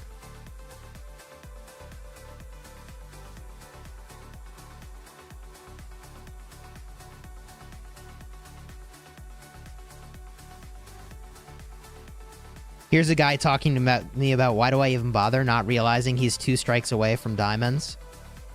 I smiled and just told you to give it a bit more. Yeah, I knew you'd realize it was a temporary thing. It's true. Harassment in this game and as a content creator comes in waves. That's definitely true. That's definitely true. Yeah, you literally could have told me to quit, and as a content creator, it would have benefited you for sure. To just take me off the board as a competitor. But I also, when other content creators ask me for advice, even though they're competitors, give very honest advice. I mean, look, I think it's super valuable to have allies, man. Like, it's so valuable. And I mean, think about it. Like, okay, so Gecko starts making videos again. Who am I going to raid when I raid a channel? If Gecko started streaming again, who would I raid? Do I raid, you know, like a small streamer that I know that's like a nice person? Yeah, I'd raid them. But I would always prioritize the person who told me to keep playing the game when I was going to quit. I mean, that's pretty straightforward, isn't it? So, I don't know. Gecko, you gonna start streaming again? I'll raid you, bro. I'll raid you.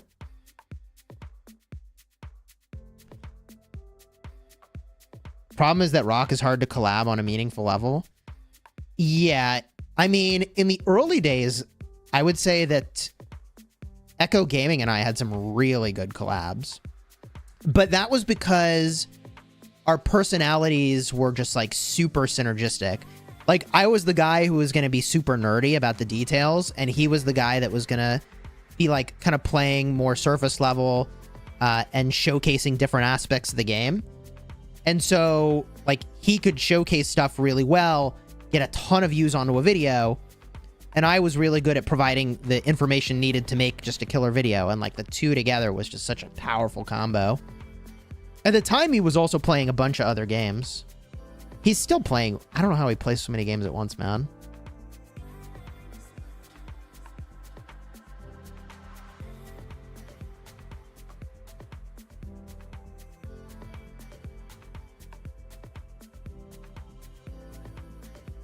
Can you migrate while troops are healing in your hospital? Yes, you can. Diablo? Bro, I low-key kind of wish I was playing Diablo 4, I'm not gonna lie.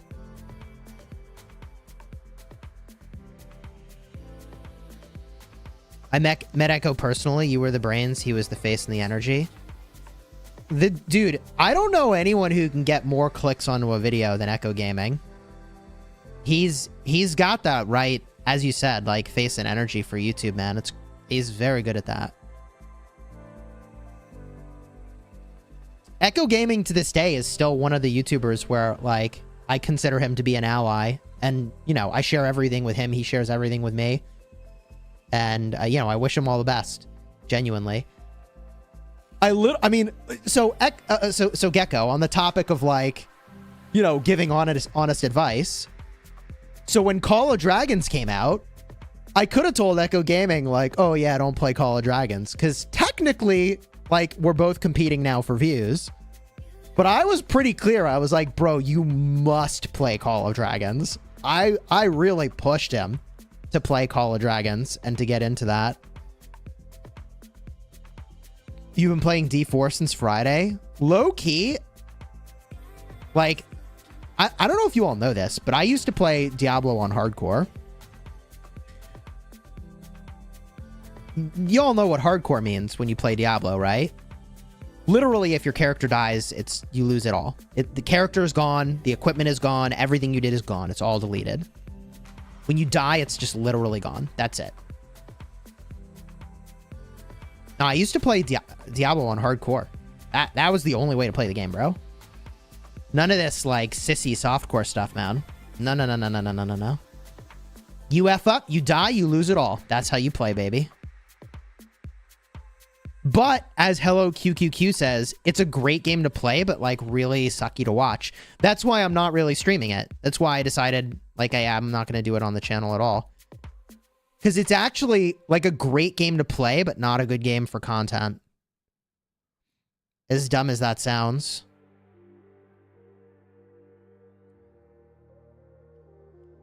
Yeah, we got a 1960 rally we can check out over here. Let's go.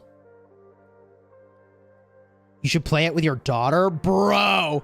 The last thing I'm going to do is introduce my daughter to Diablo.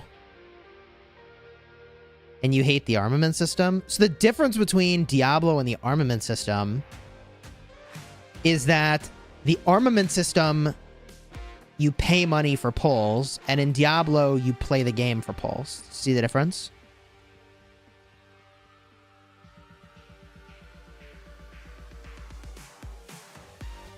I played Call of Dragons when it first came out. Couldn't buy anything, so after a few days, I said I'll wait for the launch. Launch came by, and here we are.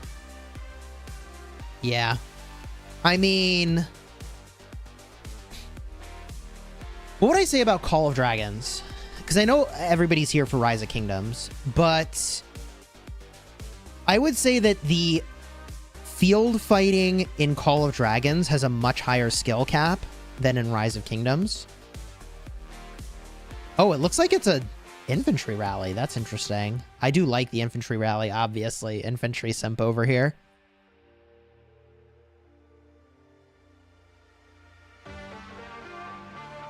That's a Zhuge Liang, so they're using... That's interesting. Tariq ibn Ziyad with a Zhuge Liang artifact, making him infantry.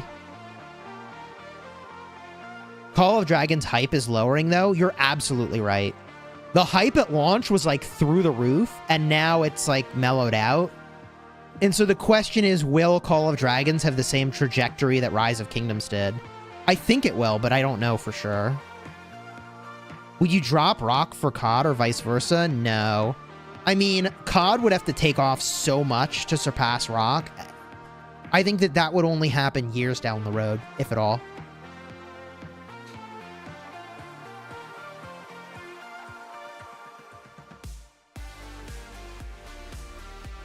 Chisgule, you have to start live streaming on TikTok? Yeah, I don't know, man. It's hard to actually make money on TikTok, as weird as that sounds. Like, you have to get so many views, it's insane. So I just don't know that it's worth the extra effort.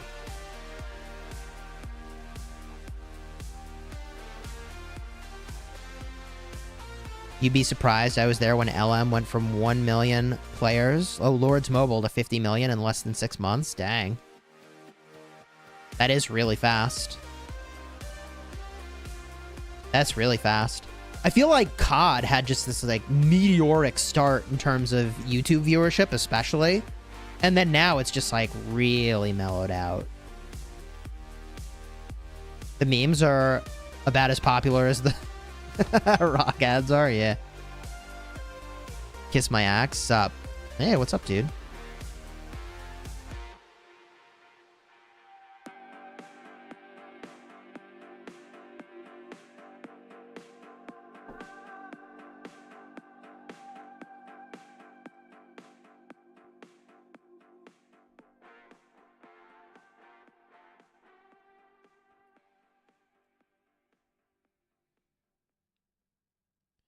If you have the tech savviness and some money for gear, you should totally be streaming to TikTok right now. Well, maybe I should be multi-streaming, chat.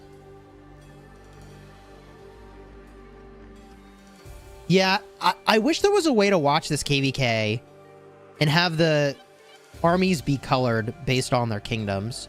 Like, it'd be so easy to do, and it would make KvK spectating so much better. It's surprising they haven't done it, given how easy it would be to do. I have not been posting shorts anywhere else besides YouTube. No, I haven't been posting them anywhere else. Does Chisgule have TikTok? Technically, I am on TikTok. Multi-streaming is the way.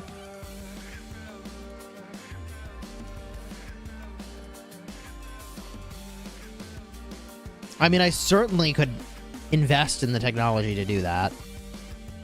2489 versus 2605 in the future. I mean, you know, look, I'll be honest. I got a lot of friends over in 2489, Fuzz and my Call of Dragons alliance. I mean, I think it's far more likely that we try to ally than we try to fight each other.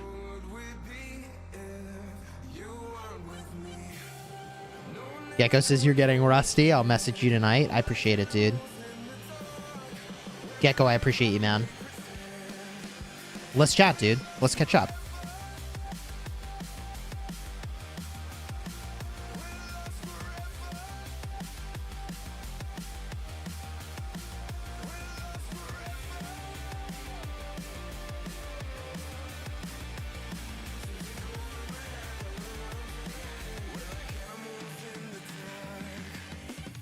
Ruz versus Fa again. 2489 and 1960 are friends, but they still fight. Yeah, so I mean, you know, Arvix is literally in both kingdoms. Yeah. So, you know, a part of what determines if you fight or not is what the rest of the alliances and kingdoms look like in the KvK, right? I'm quite confident that if, you know, 1960 and 2489 are friends, that they would have preferred to have allied with each other. But if there's no other way to run it, then you fight each other, right?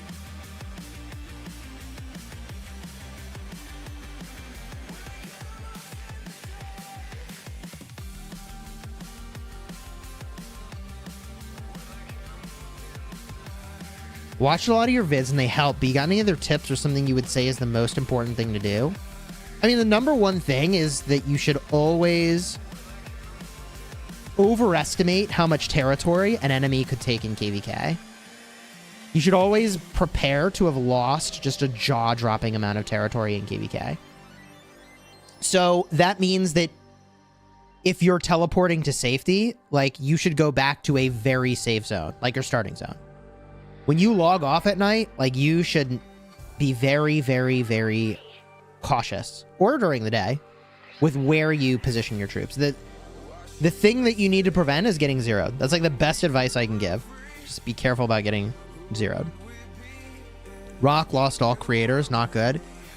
I mean, that's true and it's not true. I think that there are some big creators that have definitely moved on from Rise of Kingdoms, but there are also a lot of new creators rising up. Yeah, Jake's still here, Lambo's still here, 12 is here, Redline's here, Plato's here. Yeah, I mean, Plato and Red are, among many others, are examples. I mean, in fact, every one of those listed is a good example of a up-and-coming streamer. Although, yeah, so if Redline is quitting, then I don't know. I suppose that changes the context a little bit. But I think Bro, let me tell you something. I get the impression that Red is going to keep playing the game. And he hasn't told me anything. But just watching Redline's streams and hearing him say, like, this was not the Kingsland that I wanted to go out on. Not like this. I think he's going to stick with it, man. I think he's going to stick with it for another one. I don't think he got the all-in, full-send vibes that he was looking for.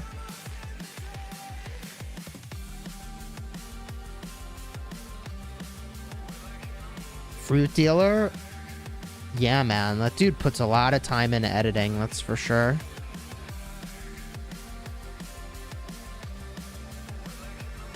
Do you think Rock is dying, or does it have another 5 years? I wouldn't say that it's dying, but I do think that people that have been playing for a really long time are looking for some spice. And what does some spice mean?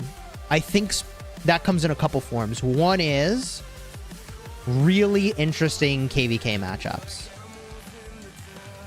So even Bunny said it himself. He's like, he quit in part because he felt like the KvK matchups were not interesting and exciting like they ought to be.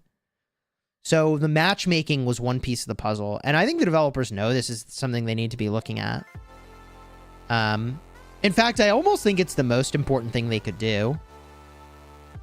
Honestly, I think that they underappreciate how important KvK matchmaking is. Not that they don't think it's really important, they do. But, like, really hype KvKs is what keeps people playing the game for sure. If you knew that every KvK you queued up for, you were going to have a banger of a KvK, I mean, you'd keep playing, right? Like, if you knew every KvK was going to be a freaking banger, I don't think you quit.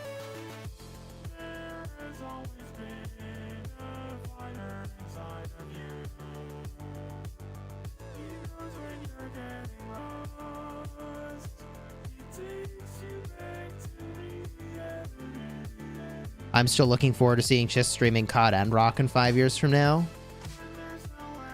Yeah, man.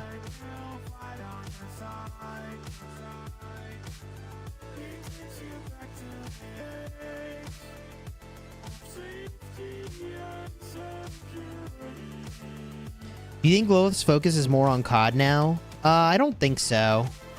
I think they put the same amount of energy into Rock that they did before.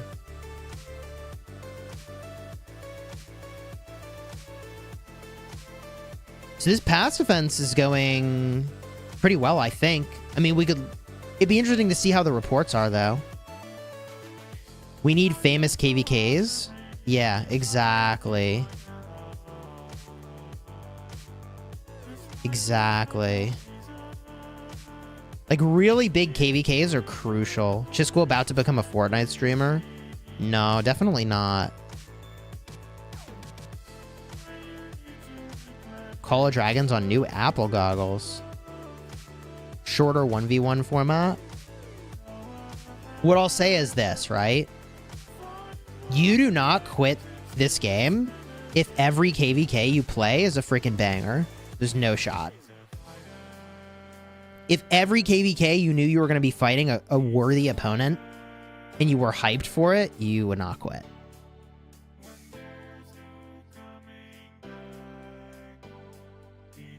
They're putting less effort into Rock now. Most of the Epic City skins are recycled. I do think there's value in recycling some amount of content in order to focus on other stuff.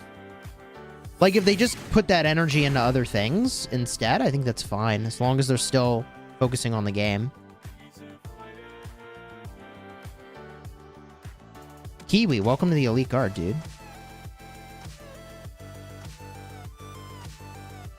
"1v1 versus alliances with a leaderboard would be pretty cool.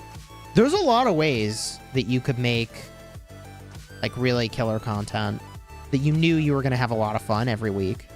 And then no one would quit if that were true. How does COD season reset work?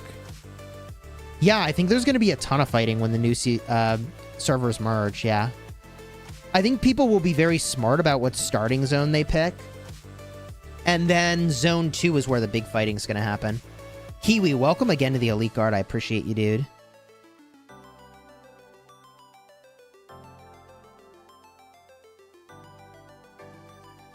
What would the new attributes be for city themes? Well, Leo, there is one area that's completely untapped. We don't have any siege city themes, do we? GG, bro. GG. Siege city themes. You know what they got to do? Here's how they add new city theme stats. Is they make it so you get like minus siege stats and plus stats for a one troop type, and then everybody's got to buy the city themes all over again. Kind of surprised they haven't done that, honestly. Kind of surprised they haven't done that. At some point, they've got to release a legendary city theme with siege stats, right? Siege will ruin the cycle. I mean, I already told you I'm not playing ranged, so...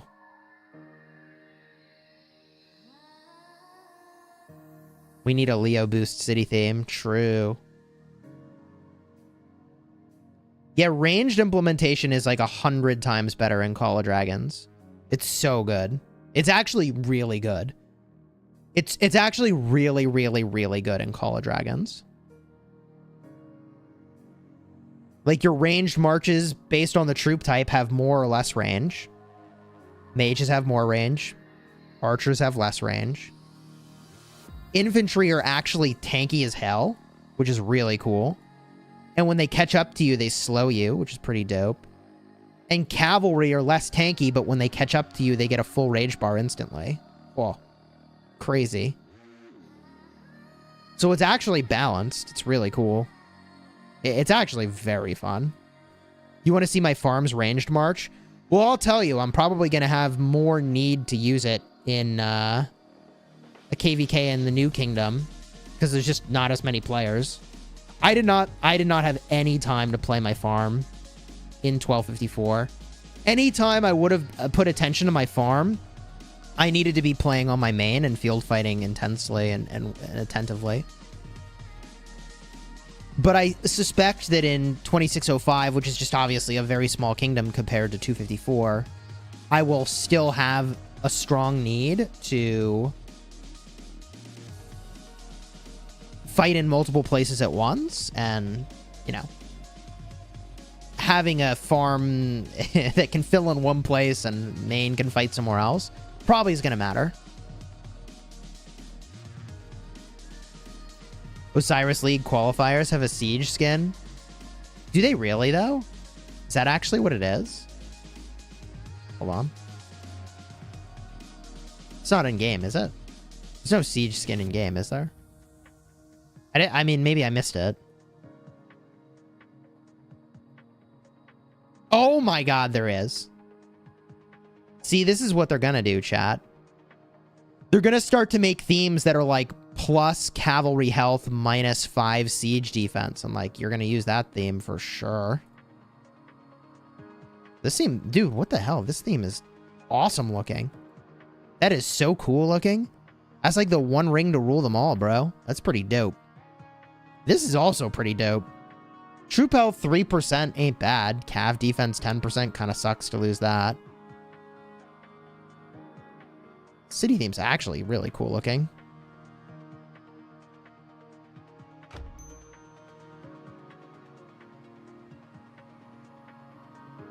Wow. Crazy, dude. I did not know that existed. Truthfully. I got really out of touch with, like, the latest and greatest news when I was playing in this KvK. Dude, it was a lot. It was a lot, for sure. No gold near my city? Bruh. Are you for real right now?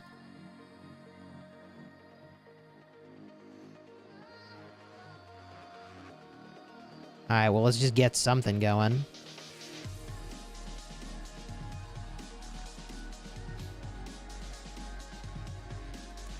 I can officially say that I have helped Chisgule.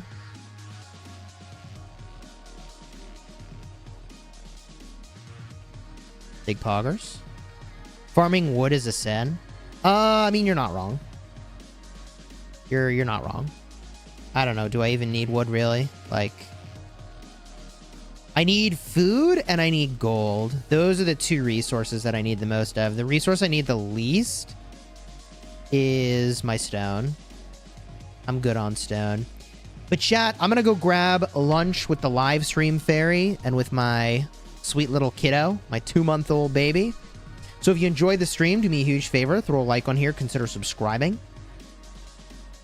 Let's go raid somebody. Who's streaming?